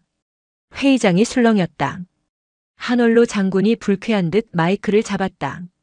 이 대령, 그럼 지휘 체계를 무시하자는 건가? 훈육관의 권위가 무너지면 부대 통솔은 어떻게? 통솔이요? 이 대령이 장군의 말을 잘랐다. 폭력과 은폐로 유지되는 권위는 권위가 아니라 포갑입니다. 지휘관이 부하를 보호하지 못하는 지휘 체계는 지금 당장 무너져야 합니다. 그녀는 다음 장표를 넘겼다. 거대한 QR코드 이미지였다. 저는 오늘 이 낡아빠진 붉은 철제 상자를 대체할 새로운 시스템을 제안합니다. 육군수사단 직통신고 QR코드입니다. 앞으로 육군훈련소, 부사관학교, 장교학교를 포함한 모든 신병교육기관의 생활관, 화장실, 식당, 심지어 PX까지 모든 장소에 이 QR코드를 부착할 것입니다. 이 QR코드를 스캔한 신고는 그녀의 목소리가 회의실을 압도했다. 중대장이나 훈육관, 학교장에게 가지 않습니다. 지휘 계통을 전부 건너뛰고 즉시 암호화되어 제 사무실 육군수사단 중앙서버로 직통 보고됩니다. 신고가 접수되는 순간 지휘관의 인지 여부와 관계없이 수사관이 배정될 것입니다. 우리는 그들의 이모가 그들의 삼촌이 되어줄 것입니다. 이것이 제가 말하는 새로운 지휘 체계입니다. 격렬한 반대가 있었지만 이서현 대령은 부사관학교 사건의 참혹한 수사 결과를 낱낱이 들이밀며 한치도 물러서지 않았다. 결국 국방부 장관의 직권 승인으로 이 시스템은 전군에 도입이 결정되었다. 그리고 몇 년의 시간이 흘렀다. 다시 찾은 육군 부사관학교. 훈련을 마친 후보생들이 생활관으로 복귀하고 있었다. 그들의 생활관 입구 그리고 화장실 칸막이 안쪽에는 육군수사단장 직통 신고라는 붉은색 문구와 함께 큼지막한 QR코드가 붙어 있었다. 강당에서 신임 후보생들을 대상으로 한 군사경찰 및 인권교육이 진행되고 있었다. 긴장한 표정의 후보생들 앞에 날카로운 눈매와 단단한 체구의 한 여군이 섰다. 그녀의 전투복에는 김민지라는 이름표와 함께 당당한 중사 계급장이 붙어 있었다. 육군수사단 소속 김민지 중사였다. 후보생 여러분, 반갑습니다. 저는 여러분이 이곳에서 겪을 수 있는 부조리 예방 교육을 위해 나온 김민지 중사입니다. 그녀의 목소리는 낮고 차분했지만 강당 전체를 울렸다. 여러분은 지휘관의 명령에 복종해야 합니다. 하지만 그 명령이 법을 넘어서거나 여러분의 인권을 짓밟는다면 그것은 복종의 대상이 아닌 신고의 대상입니다. 김 중사는 자신의 뒤에 뜬 QR코드를 가리켰다.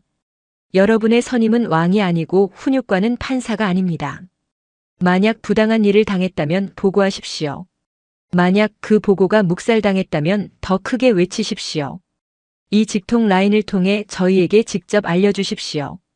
저희 육군 수사단이 여러분의 방패가 될 것입니다. 교육이 끝나고 훈련병들이 흩어질 때였다. 한 여성 후보생이 망설이며 김민지 중사에게 다가왔다. 잔뜩 겁에 질린 표정이었다. 김민지 중사님. 말해. 사실은 어제 저희 분대에서 동기 하나가. 김민지 중사는 그 훈련병의 눈을 바라보았다. 그곳에는 몇 년 전 세탁 건조장에서 절망하던 자신의 모습이 어른거렸다. 김 중사의 표정이 부드러워졌다. 그녀는 훈련병을 아무도 없는 옆방으로 데려갔다. 그곳은 과거의 그늘진 건조장이 아닌 시스템이 지켜보는 밝은 상담실이었다. 김민지 중사는 자신의 수첩과 녹음기를 꺼내들었다. 괜찮아. 다 말해. 내가 듣고 있으니까. 그녀는 더 이상 도망치던 피해자가 아니었다. 그녀는 누군가의 절박한 목소리를 듣고 그들을 지키기 위해 싸우는 가장 강인한 군인이 되어 있었다. 이 아줌마가 정말 말하는 싹수가 노랗구만. 야! 당장 인형 끌어내! 이 소령의 말이 끝나기 무섭게 그는 박중희가 했던 것보다 훨씬 더 거칠게 서연의 어깨를 밀쳤다. 한 장교의 무례하고 거친 손짓 하나가 대한민국 최정예 부대의 골마 터지기 직전이었던 오만의 민낯과 부조리라는 거대한 판도라의 상자를 활짝 열어젖히게 됩니다. 청명한 가을 하늘 아래 여러분은 지금 어디에서 무엇을 하시면서 이 통쾌한 이야기에 귀 기울이고 계신가요? 여러분의 소중한 일상을 댓글로 공유해 주시며 소통해 주세요. 그리고 이야기가 여러분의 마음에 와닿으셨다면 구독과 좋아요로 저희 채널에 따뜻한 응원을 보내주세요. 여러분의 클릭 한 번이 더 좋은 이야기를 만드는 무한한 에너지가 됩니다. 구독자 여러분의 가정에 늘 건강과 행운이 가득하기를 기원하며 이야기 시작하겠습니다. 쾌청한 가을 하늘 아래 경기도 이천의 들판은 황금빛으로 물들어 있었다. 그 평화로운 풍경과 대조적으로 대한민국 육군 특수전 사령부 예하의 한 특수전 여단 정문에는 서슬퍼런 긴장감이 감돌았다. 철조망과 육중한 철문은 이곳이 보통의 장소가 아님을 웅변하고 있었다. 그 문 앞에 한 여성이 섰다. 김서연. 그녀는 짙은 선글라스에 편안한 재킷과 청바지 차림으로 언뜻 보기에는 주말을 맞아 아들을 면회 온 평범한 어머니처럼 보였다. 하지만 굳게 편 어깨와 조금의 흐트러짐도 없는 자세, 땅을 딛는 걸음걸이에서 뿜어져 나오는 고요한 기품은 그저 평범한 중년 여성의 것이 아니었다. 그녀의 눈에 보이지 않는 계급장은 그녀가 걸어온 수십 년의 군인으로서의 삶을 증명하고 있었다. 대한민국 육군 소장 김서연. 그녀는 지금 군인이 아닌 누나의 신분으로 이곳에 와 있었다. 우진아, 괜찮아야 할 텐데. 며칠 전 걸려온 전화 한 통이 그녀를 이곳으로 이끌었다. 20살 가까이 차이 나는 늦둥이 동생 김우진 대위가 야간 강화 훈련 중 발목을 심하게 다쳤다는 소식이었다. 부대에서는 심각한 부상은 아니다라고 했지만 부모님을 대신해 동생을 키우다시피 한 서연의 마음은 타들어가는 듯했다. 어릴 적 툭하면 넘어져 무릎이 깨지던 코올릭의 동생이 대한민국 최정예 특전사 대위가 된 것은 대견하고 자랑스러운 일이었지만 그만큼 늘 마음 한구석에는 불안감이 도사리고 있었다. 서연은 면회소 입구로 발걸음을 옮겼다. 초소에 서 있던 젊은 헌병이 그녀의 앞을 막아섰다. 갓 20살을 넘겼을까 앳된 얼굴이었지만 눈빛만은 날카롭게 살아있었다. 어디로 가시는 겁니까? 딱딱하고 의례적인 질문이었다. 서연은 부드러운 목소리로 답하며 미리 준비해온 서류를 꺼내려 가방을 열었다. 면회 왔습니다. 김우진 대위를 만나러 왔어요. 헌병은 그녀를 위아래로 훑어보았다. 그의 시선이 서연의 평범한 옷차림과 화장기 없는 얼굴에 잠시 머물렀다. 그의 표정에 미세한 의구심이 스쳤다. 김우진 대위님 면회 말씀이십니까? 혹시 사전 연락은 되셨습니까? 네, 동생이 다쳤다는 연락을 받고 오는 길입니다. 담당 부서와 통화도 마쳤습니다. 서연이 신분증과 면회 신청서를 건넸다. 헌병은 서류를 받아들었지만 시선은 여전히 의심을 거두지 않은 채였다. 그는 서류를 대충 넘겨보는가 싶더니 옆에 있던 동료 헌병과 무언의 눈빛을 주고받았다. 이내 그의 입가에 희미한 비웃음이 걸렸다. 갑자기 그의 말투가 미묘하게 달라졌다. 아줌마, 여기가 아무나 그냥 들어오는 곳이 아니에요. 아줌마라는 호칭에 서연의 미간이 순간 좁혀졌다. 수십 년 군 생활 동안 단 한 번도 들어본 적 없는 낯선 단어였다. 하지만 그녀는 표정 변화 없이 차분함을 유지했다. 이곳은 동생이 복무하는 부대였고 괜한 마찰을 일으키고 싶지 않았다. 알고 있습니다. 그래서 정식 절차를 밟아 신청서를 제출한 것이고요. 서류를 다시 한번 잘 확인해 주시겠어요? 서연의 침착한 대응이 오히려 헌병의 오만함을 부추긴 듯 했다. 그는 피식 웃으며 서류를 동료에게 건넸다. 야, 이거 봐라. 이 아줌마가 김우진 대위님 가족이란다. 에이, 설마요. 대위님이 어떤 분인데? 그들의 노골적인 조롱이 서연의 귓가에 날아와 박혔다. 서연은 깊게 숨을 들이마셨다. 분노가 치밀었지만 그보다 동생을 봐야 한다는 마음이 더 컸다. 그녀는 자신의 감정을 억누르며 다시 한번 정중하게 말했다. 제가 김우진 대위의 누나입니다. 신분증에도 명시되어 있으니 확인 부탁합니다. 바로 그때 위병소 안에서 한 장교가 걸어 나왔다. 중위 계급장을 단 30 초반으로 보이는 남자였다. 특전사 특유의 다부진 체격과 짧은 머리, 자신감 넘치는 표정의 박준혁 중이었다. 그는 소란스러운 분위기를 감지하고는 헌병에게 다가와 무슨 일이냐는 듯 턱짓을 했다. 박중희님, 이 아줌마가 김우진 대위님 면회를 왔다고 주장하는데 아무래도 좀 이상합니다. 헌병의 보고를 받은 박중희는 서연에게로 시선을 돌렸다. 그의 눈에는 노골적인 경멸과 냉소가 담겨 있었다. 그는 서연의 머리부터 발끝까지를 마치 값싼 물건을 감정하듯 훑어보았다. 아주머니, 김우진 대위 가족이라고요? 정말입니까? 그의 말투는 헌병보다 한술 더 떠 처음부터 서연을 거짓말쟁이로 단정하고 있었다. 서연은 불쾌감을 감추고 또렷하게 대답했다. 그렇습니다. 제가 김우진 대위의 보호자입니다. 보호자라. 박중희는 코웃음을 치며 거들먹거리는 자세로 그녀에게 한 걸음 다가섰다. 여기가 어떤 곳인지는 알고 오셨습니까? 대한민국에서 가장 강한 군인들이 모인 곳입니다. 아무나 드나들 수 있는 곳이 아니란 말입니다. 그런데 아주머니 같은 분이 특전사 장교와 가족관계라니 상식적으로 좀 이해가 안 가서요. 그의 말은 예의라는 포장지를 벗어 던진 날카로운 모욕이었다. 아주머니 같은 분. 그 말이 서연의 가슴에 비수처럼 꽂혔다. 내가 어떤 사람으로 보이기에. 그녀는 자신의 평범한 옷차림을 잠시 내려다보았다. 동생을 만나러 오는 길에 장군으로서의 위엄이나 권위는 모두 벗어두고 그저 평범한 누나이고 싶었다. 그것이 실수였을까? 외모로 사람을 판단하시는 건 군인으로서 바람직한 태도는 아닌 것 같군요. 서연의 차분한 지적에 박중희의 얼굴이 순간 굳어졌다. 감히 일개 민간인이 자신을 가르치려 든다고 생각한 모양이었다. 외모가 아니라 품격의 문제죠. 특전사 장교의 가족이라면 그만한 품격이 있어야 하는 것 아닙니까? 그런데 아주머니는 글쎄요. 박중희의 말에 주변 헌병들이 참지 못하고 킥킥거리는 웃음을 터뜨렸다. 그 순간 서연의 눈빛이 싸늘하게 식었다. 그녀는 더 이상 참을 필요가 없다고 판단했다. 하지만 목소리는 여전히 강철처럼 차분했다. 그만한 품격이 어떤 것인지 한번 설명해 보시겠습니까, 중위. 서연의 입에서 중위라는 정확한 계급 호칭이 나오자 박중희는 잠시 주춤했다. 하지만 이내 더 큰 오만함으로 자신의 당황을 감추었다. 그는 한 걸음 더 다가서더니 서연의 어깨를 손가락으로 툭 밀쳤다. 저기요. 그냥 돌아가세요. 여기는 아주머니가 구경이나 하러 올 곳이 아닙니다. 순간적인 충격에 서연의 몸이 살짝 뒤로 밀렸다. 하지만 그녀는 하체에 단단히 힘을 주고 중심을 잡았다. 오랜 세월 단련된 몸은 반사적으로 균형을 유지했다. 그녀의 눈빛이 선글라스 너머에서 번뜩였다. 내 몸에 손대지 마시오. 명령조의 단호한 어조. 목소리는 낮았지만 그 안에 담긴 위압감은 박중희의 오만한 기세를 순간적으로 얼어붙게 만들었다.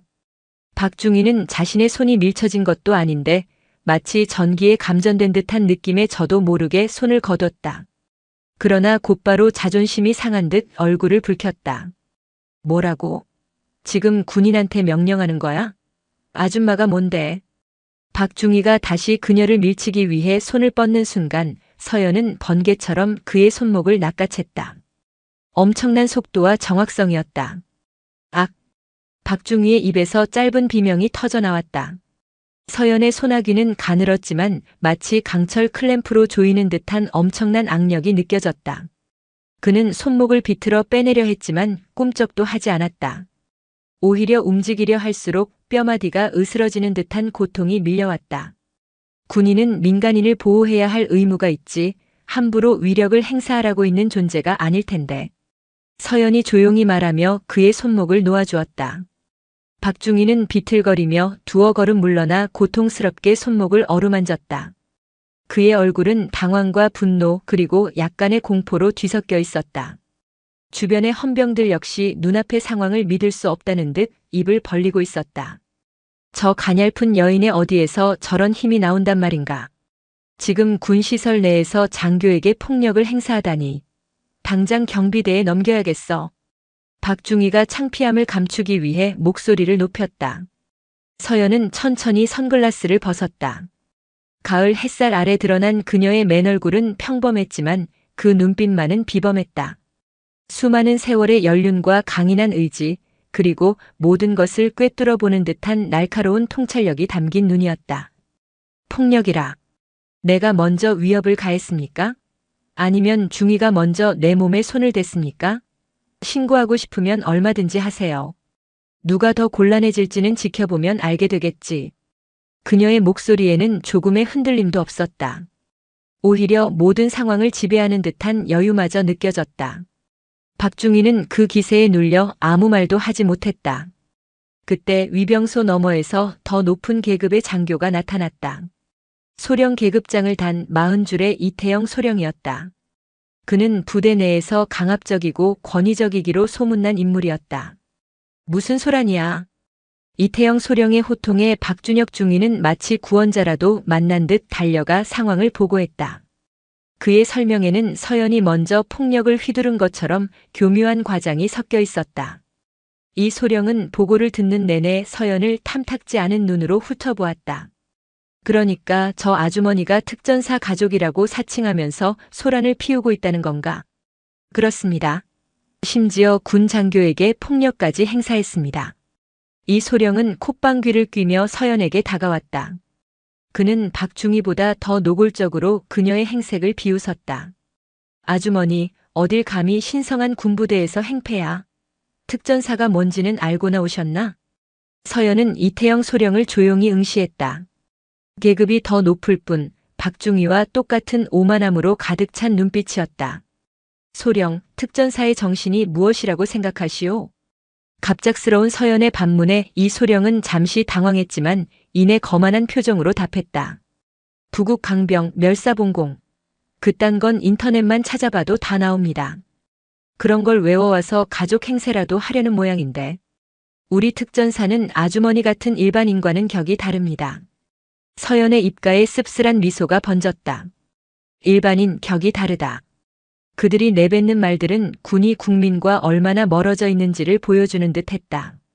군은 국민을 지키기 위해 존재하는 것이지 국민 위에 군림하기 위해 존재하는 것이 아니었다. 겉모습만 보고 사람을 재단하는 것이 바로 당신들의 격인가 보군요. 서연의 냉정한 지적에 이 소령의 얼굴이 시뻘게 달아올랐다. 그는 자신의 권위가 바닥에 떨어진 것 같은 모욕감을 느꼈다. 이 아줌마가 정말 말하는 싹수가 노랗구만. 야, 당장 인연 끌어내. 이 소령의 말이 끝나기 무섭게 그는 박중희가 했던 것보다 훨씬 더 거칠게 서연의 어깨를 밀쳤다. 시간 낭비 말고 집에 가서 밥이나 하시오. 여긴 당신이 올 곳이 아니니까. 서연의 몸이 휘청하며 뒤로 밀려났다. 하지만 이번에도 그녀는 넘어지지 않았다. 오히려 밀려난 반동을 이용해 몸을 회전하며 순식간에 이소령의 손목을 꺾어 뒤로 비틀었다. 아! 박중희 때와는 비교도 할 수 없는 극심한 고통에 이소령이 비명을 질렀다. 서연은 그가 저항할 틈도 주지 않고 그의 팔을 완전히 제압했다. 그녀의 동작은 군더더기 없이 간결하고 치명적이었다. 그것은 단순한 힘이 아니라 수십 년간 몸에 익힌 특수 무술의 정수였다. 군복을 입었다고 해서 민간인에게 함부로 폭력을 행사할 권리는 주어지지 않소. 그 군복의 무게를 진정으로 안다면 말이지. 차가운 서연의 목소리가 이소령의 귓가에 울렸다. 주변의 모든 소음이 멎었다. 헌병들은 물론이고 방금 전까지 서연을 모욕하던 박중희조차 경악을 금치 못하고 얼어붙었다. 눈앞의 평범한 중년 여성은 그들이 상상하던 존재가 아니었다. 그녀는 괴물이었다. 혹은 그들이 감히 범접할 수 없는 어떤 존재였다. 상황이 걷잡을 수 없이 치닫던 바로 그 순간이었다. 부대 안쪽에서 다급한 발소리와 함께 누군가가 그들을 향해 외치며 달려오고 있었다. 누나, 누나 맞아요? 땀에 젖은 얼굴, 절뚝거리는 다리. 바로 그녀가 그토록 보고 싶어 했던 동생, 김우진 대위였다. 절뚝거리며 달려온 김우진 대위의 눈에 들어온 광경은 악몽 그 자체였다. 그토록 존경하고 따르던 누나가 부대 내에서 악명 높기로 소문난 이태영 소령의 팔을 꺾어 제압하고 있었다. 이 소령은 고통으로 얼굴이 하얗게 질려 있었고 박준혁 중위와 헌병들은 마치 시간이 멈춘 듯 넋을 잃고 서 있었다. 누나, 이게 무슨 일이야? 지금 뭐 하는 거야? 우진의 다급한 외침에 서연은 제압했던 이 소령의 팔을 스르르 놓아주었다. 풀려난 이 소령은 비틀거리며 물러나 꺾였던 손목을 부여잡고 거친 숨을 몰아쉬었다. 그의 눈에는 고통과 함께 믿을 수 없다는 경악과 치욕감이 서려 있었다. 우진은 절뚝이는 다리를 이끌고 누나와 소령 사이를 막아서듯 섰다. 그는 상황 파악이 전혀 되지 않았다. 그저 평생 누구에게 싫은 소리 한 번 못하고 살아온 바보처럼 착하기만 한 자신의 누나가 군 장교에게, 그것도 소령에게 손찌검을 했다는 사실이 믿기지 않았다. 소령님 괜찮으십니까? 정말 죄송합니다. 저희 누나가 무슨 큰 실수를 한 모양입니다. 제가 대신 사과드리겠습니다. 우진은 이 소령에게 허리를 90도로 숙이며 필사적으로 사과했다. 어떻게든 이 상황을 수습해야 했다. 누나가 군부대에서 장교를 폭행한 죄로 연행되는 끔찍한 상상이 그의 머리를 스쳤다. 그러나 이 소령은 아무 대답도 하지 못했다. 그는 그저 충격받은 눈으로 서연을 쏘아볼 뿐이었다. 그의 머릿속은 저 여자의 정체는 대체 무엇인가라는 물음으로 가득 차 있었다. 우진은 다시 서연을 돌아보았다. 누나, 대체 왜 그랬어? 무슨 일인데 그래? 어서 소령님께 사과드려. 그는 안타까움과 원망이 뒤섞인 목소리로 누나를 다그쳤다. 그러나 서연의 표정은 조금의 동요도 없이 강철처럼 차가웠다. 그녀는 동생의 다급한 애원을 외면한 채 아직도 상황 파악을 못하고 있는 이태영 소령과 박준혁 중위를 향해 나직이 말했다. 사과를 해야 할 사람은 내가 아닌 것 같은데. 그 말에 우진은 기가 막혔다. 누나, 제발. 여긴 군대야. 누나가 생각하는 그런 곳이 아니라고. 그래, 군대지. 서연이 동생의 말을 받았다. 그녀는 우진의 어깨를 부드럽게 감싸 뒤로 물렸다. 그리고 다시 두 장교를 향해 섰다. 군대이기에 더욱 그래서는 안 되는 것이고 군인이기에 더욱 지켜야 할 것이 있는 법이다. 당신들은 오늘 군복을 입고 군인의 명예를 더럽혔다. 그녀의 목소리는 조용했지만 그 안에 실린 무게감은 위병소 주변의 공기를 짓누르는 듯 했다. 박준혁 중위는 저도 모르게 마른 침을 삼켰다. 이태영 소령은 치욕감에 얼굴을 붉히며 소리치려 했지만 아까 손목에서 느꼈던 압도적인 힘의 공포가 그의 목소리를 앗아갔다. 우진은 이 모든 상황이 비현실적이었다. 누나가 왜 저러는지, 저 장교들은 왜 아무 말도 못하는지 도무지 이해할 수 없었다. 그는 어떻게든 누나를 이곳에서 데리고 나가야겠다고 생각했다. 소령님, 중위님, 다시 한번 정말 죄송합니다. 저희 누나가 민간인이라 군대의 규율이나 질서를 잘 몰라서 잠시 이성을 잃은 모양입니다. 너그럽게 용서해 주십시오. 우진의 민간인이라는 단어가 결정적인 한방아쇠가 되었다. 그 말을 듣는 순간 서연의 눈빛이 한순간 깊고 서늘하게 가라앉았다. 그녀는 더 이상 이 무례하고 어리석은 연극을 계속할 필요가 없다고 결론 내렸다. 우진아. 서연이 나직이 동생을 불렀다. 이분들이 나를 이렇게 대한 건 내가 민간인이라서가 아니야. 그저 자신들보다 약하고 보잘것없어 보였기 때문이다. 군인이 국민을 대하는 태도가 이래서는 안 된다는 걸 오늘 확실히 가르쳐 줘야겠다. 말을 마친 서연은 천천히 자신의 재킷 안주머니로 손을 가져갔다. 그 느리고 절제된 움직임에 모두의 시선이 집중되었다. 그녀의 손에 들려 나온 것은 짙은 갈색 가죽으로 된 낡았지만 기품 있는 신분증 케이스였다. 이태영 소령과 박준혁 중위는 직감했다. 저 안에 자신들의 운명을 뒤바꿔 놓을 무언가가 들어있다는 것을. 서연은 케이스를 열어젖혔다. 찰칵하는 작은 소리와 함께 가을 햇살이 케이스 안의 금속 문양에 반사되어 눈부시게 빛났다. 내 신분을 확인하고 싶다고 했지. 서연이 케이스를 이태영 소령의 눈앞에 들어보였다. 똑똑히 확인하시오. 당신들이 아줌마라 부르며 모욕하고 격이 다르다며 밀쳐냈던 사람이 누구인지. 이태영 소령의 눈동자가 급격하게 흔들리기 시작했다. 그의 시선은 신분증에 박힌 사진, 이름, 그리고 이름 옆에 선명하게 새겨진 3개의 은빛 무궁화 봉오리에 고정되었다. 별. 그것은 하늘의 별보다 따기 어렵다는 군인의 꿈이자 선망의 상징이었다. 그런데 하나도 아니고 셋이었다. 대한민국 육군 소장 김서연. 소소. 이태영 소령의 입술이 경련하듯 떨렸다. 소장이라는 단어가 목구멍에 걸려 제대로 나오지 않았다. 그의 뇌는 눈앞의 정보를 받아들이기를 거부했다. 평범한 옷차림의 중년 여성. 아줌마. 그가 함부로 밀치고 조롱했던 그 여인이 현역 삼성 장군이라고. 사단 장급도 아닌 군단 장급 이상의 최고위 지휘관이라고. 그의 등줄기에서 식은땀이 폭포수처럼 흘러내렸다. 다리가 후들거려 서 있는 것조차 힘들었다. 옆에서 그 신분증을 곁눈질로 확인한 박준혁 중위는 이미 얼굴이 사색이 되어 있었다. 그는 쿵 하고 심장이 바닥으로 떨어지는 소리를 들었다. 자신의 군 생활은, 아니 인생은 여기서 끝났다는 절망감이 온몸을 덮쳤다. 이제 내가 누구인지 알겠나?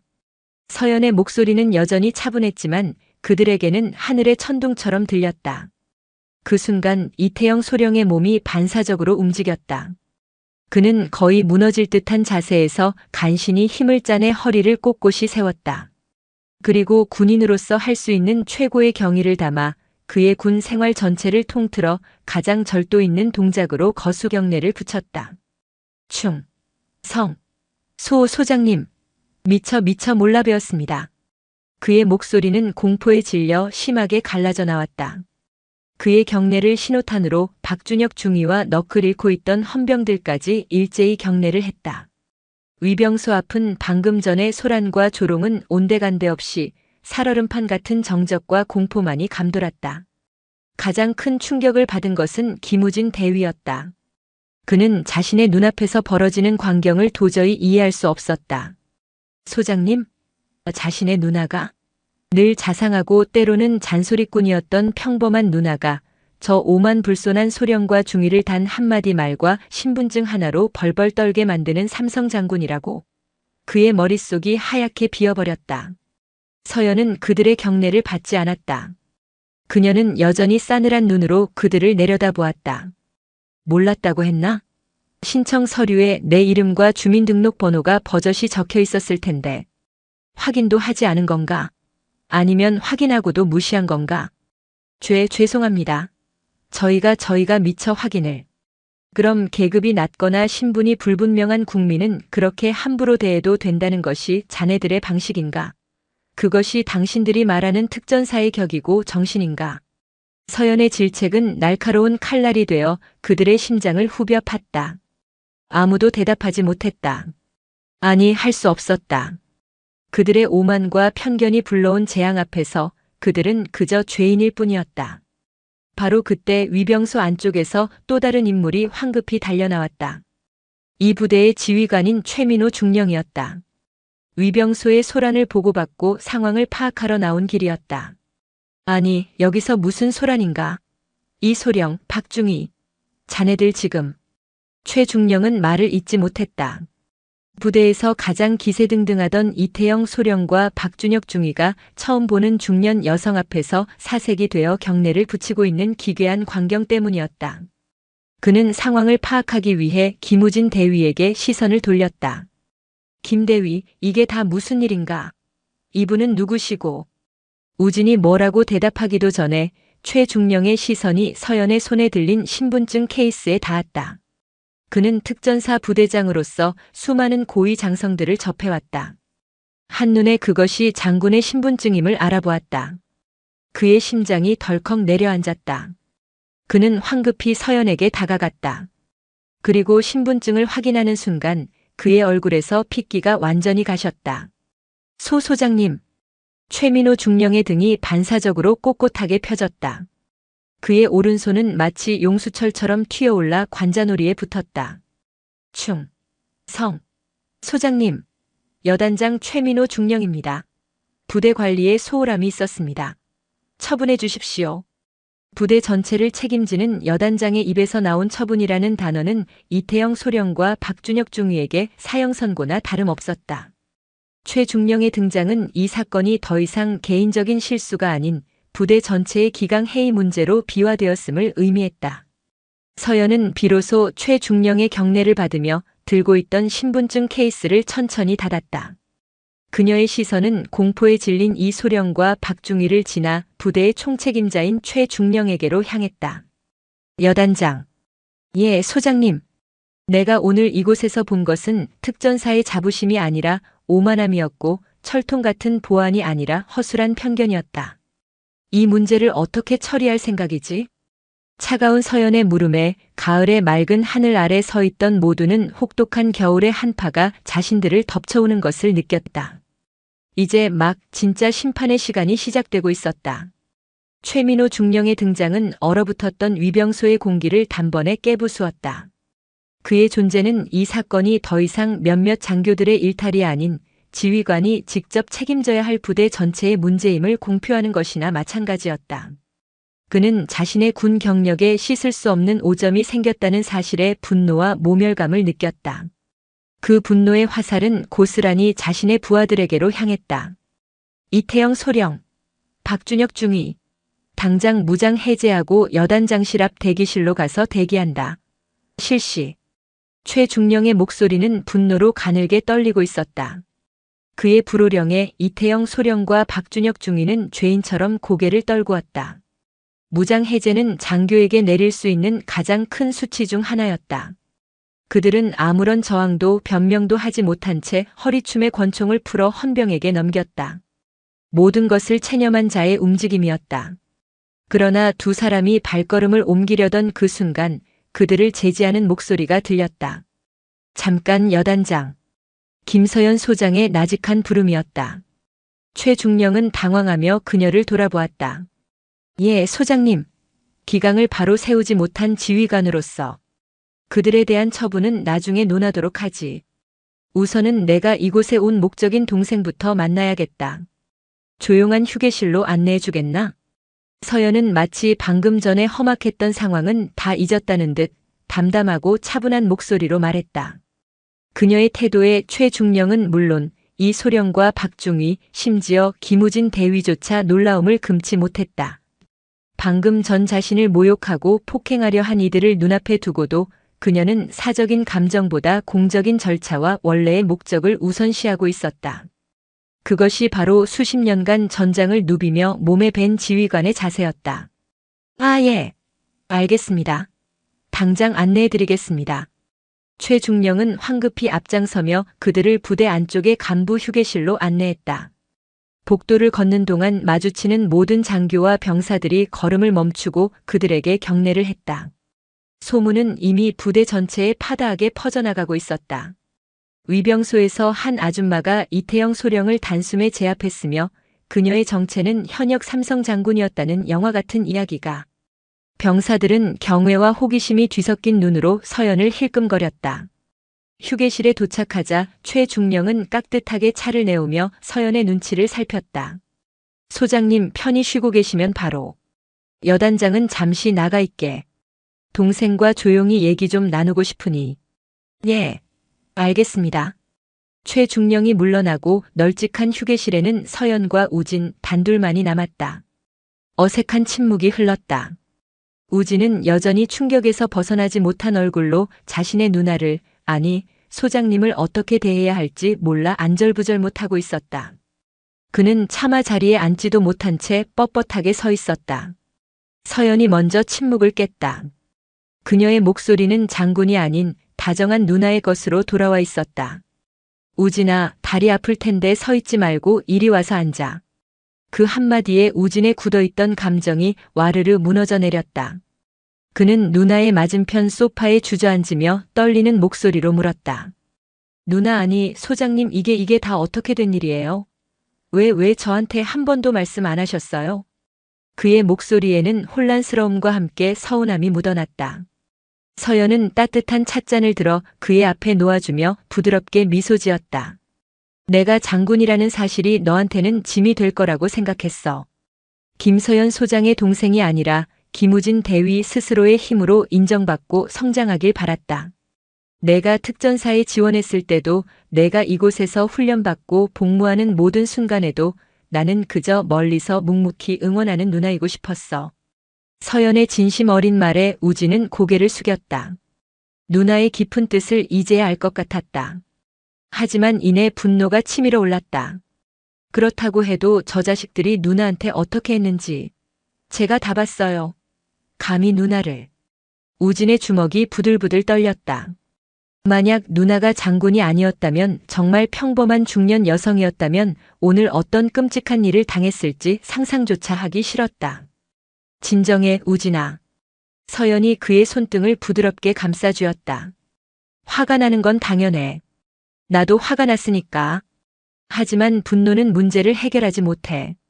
중요한 건 이런 일이 왜 일어났는지, 그리고 다시는 이런 일이 일어나지 않게 하려면 어떻게 해야 하는지를 생각하는 거야. 그놈들은 그냥 군대에서 쫓아내야 해요. 저런 자들이 어떻게 대한민국 장교입니까? 쫓아내는 건 가장 쉬운 방법이지. 서연은 차분하게 말을 이었다.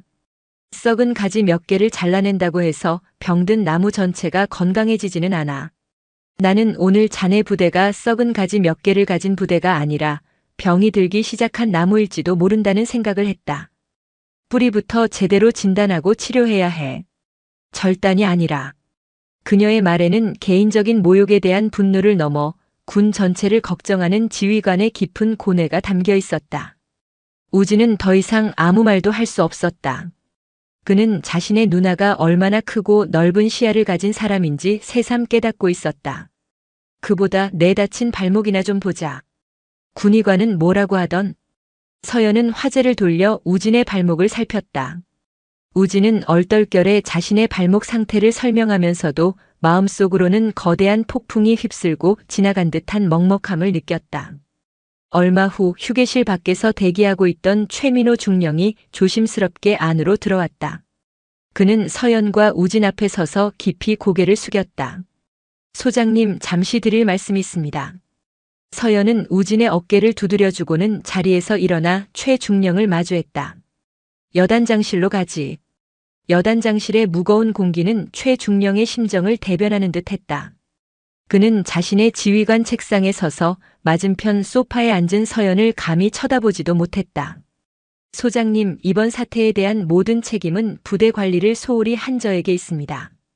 이태영 소령과 박준혁 중위는 군인 복무규율 위반, 직권남용, 그리고 상관 모욕 미수 등 적용 가능한 모든 규정을 엄격히 적용하여 즉시 보직 해임하고 징계위원회에 회부하겠습니다. 무리를 일으킨 위병소 근무자들 역시. 됐네. 서연이 그의 말을 잘랐다. 최중령은 긴장된 얼굴로 그녀를 바라보았다. 내가 원하는 건 몇몇 장교들의 군복을 벗기는 게 아니야. 여단장. 예, 소장님. 나는 자네 부대원들의 정신에 박힌 오만한 특권 의식을 벗겨내고 싶다. 군인이 입는 군복은 국민 위에 군림하라는 갑옷이 아니라 국민을 위해 희생하라는 수의임을 나는 그들이 깨닫길 바라네. 서연의 말 한마디 한마디는 최중령의 가슴에 무겁게 내려앉았다. 소장님, 원하시는 바를 말씀해 주십시오. 무엇이든 즉각 조치하겠습니다. 징계는 여단장의 권한에 맡기겠네. 최소한의 책임을 묻되 그들이 군복을 벗는 일은 없도록 하게. 대신 그 두 장교가 직접 교관이 되어 국민을 대하는 군인의 자세에 대한 특별 교육 프로그램을 만들어 부대 전체에 실시하도록. 자신들의 과오를 스스로 반성하고 그 경험을 바탕으로 후배들을 가르치게 하는 것. 그것이 내가 생각하는 가장 효과적인 치료법이다. 최중령은 서연의 제안에 큰 충격을 받았다. 그는 당연히 관련자 전원을 일벌백계 하여 군기를 바로잡으라는 명령이 내려올 것이라 예상했다. 그러나 서연은 처벌과 보복이 아닌 교육과 성찰을 통한 근본적인 변화를 요구하고 있었다. 그는 진정한 리더의 품격이 무엇인지 온몸으로 느끼고 있었다.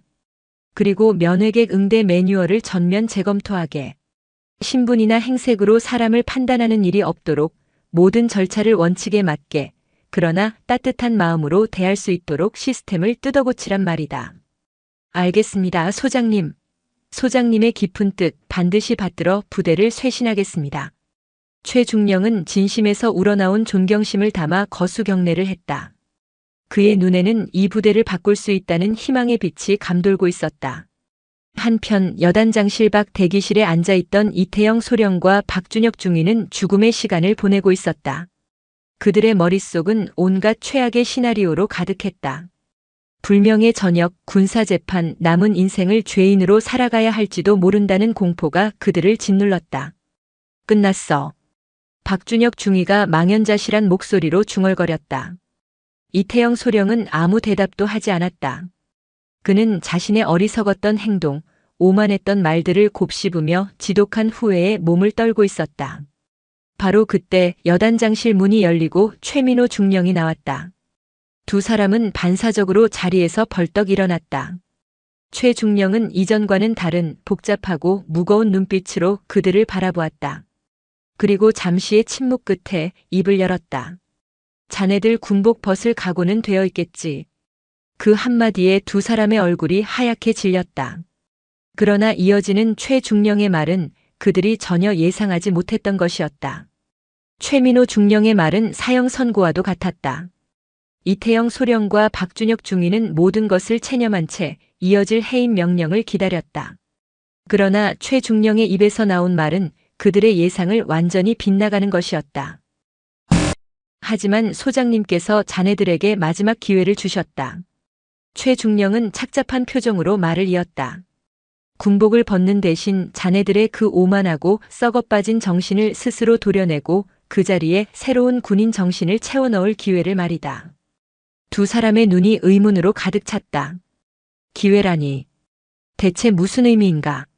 두 사람은 지금부터 부대 내 모든 장병을 대상으로 하는 대국민 응대 및 군인 품격 향상 특별 교육 프로그램의 책임 교관으로 임명한다. 교육 자료부터 강의까지 모든 것을 자네들이 직접 준비해. 그리고 첫 강의는 오늘 위병소에서 자네들이 저지른 모든 과오를 단 하나도 숨기지 말고 병사들 앞에서 고백하는 것으로 시작하도록. 이것이 소장님의 명령이다. 순간 두 사람은 자신의 귀를 의심했다. 차라리 징계위원회에 회부되어 불명예 전역을 당하는 것이 낫다고 생각했다. 매일 매순간 자신의 가장 치욕스러운 잘못을 곱씹고 그것을 부하들 앞에서 가르치라는 명령. 그것은 육체적인 형벌보다 더 잔인하고 혹독한 정신적인 형벌이었다. 하지만 그 형벌 속에는 다시 한번 제대로 된 군인이 되어보라는 깊은 뜻이 담겨 있음을 그들은 어렴풋이 느낄 수 있었다. 그것은 단순한 처벌이 아닌 뼈를 깎는 성찰을 통한 재탄생의 기회였다. 알겠습니다. 이태영 소령이 떨리는 목소리로 그러나 분명하게 대답했다. 그의 눈에는 절망 대신 기묘한 결의가 서려 있었다. 박준혁 중위 역시 굳은 표정으로 고개를 끄덕였다. 모든 정리가 끝나고 김서연 소장이 부대를 떠날 시간이 되었다. 그녀가 동생 우진과 함께 휴게실을 나섰을 때 복도와 현관 앞에는 부대의 모든 간부들이 도열해 있었다. 그녀가 처음 이곳에 도착했을 때와는 180도 다른 풍경이었다. 모두가 그녀를 향해 깍듯한 경의를 표했다. 서연은 동생의 어깨를 두드리며 마지막 인사를 나눴다. 몸 조심하고 훈련도 중요하지만 늘 안전이 먼저다. 알았지? 네, 누나. 그리고 정말 고맙고 죄송해요. 우진의 눈가가 붉어졌다. 자신의 누나가 겪었을 모욕감과 그럼에도 불구하고 보여준 대범함에 만감이 교차했다. 사내 새끼가 울기는. 누나 간다. 가끔 전화하고. 서연은 씩씩하게 웃으며 동생의 등을 한번 툭 쳐주고는 최민호 중령이 열어주는 차량 뒷좌석에 올랐다.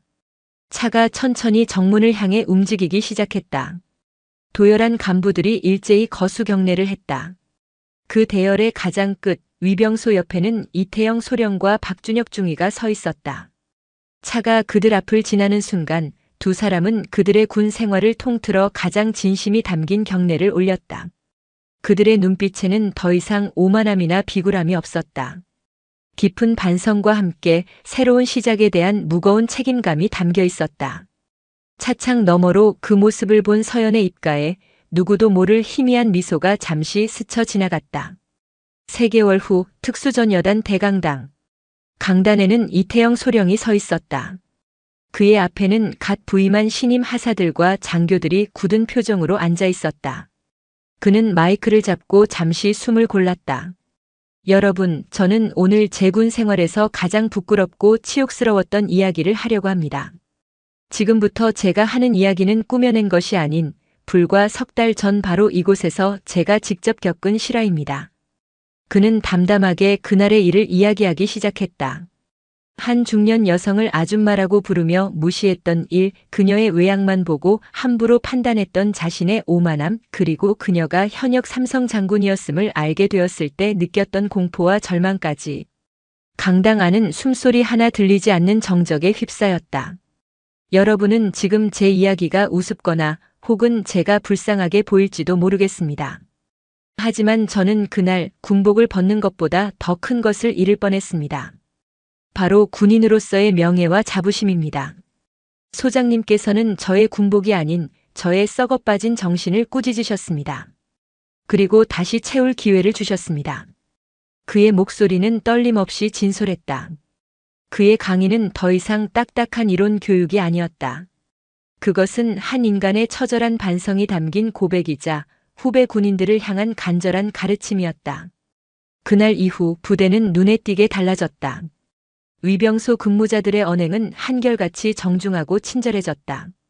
면회 절차는 신속하고 정확해졌으며 부대를 찾는 모든 민간인은 따뜻한 환대를 받았다. 겉모습으로 사람을 판단하지 말라는 그날의 교훈은 부대 전체를 관통하는 새로운 불문율이 되었다. 이태영 소령과 박준혁 중위는 부대에서 가장 엄격하지만 동시에 가장 존경받는 교관이 되었다. 다시 한 개월 후 김서연 소장의 집무실.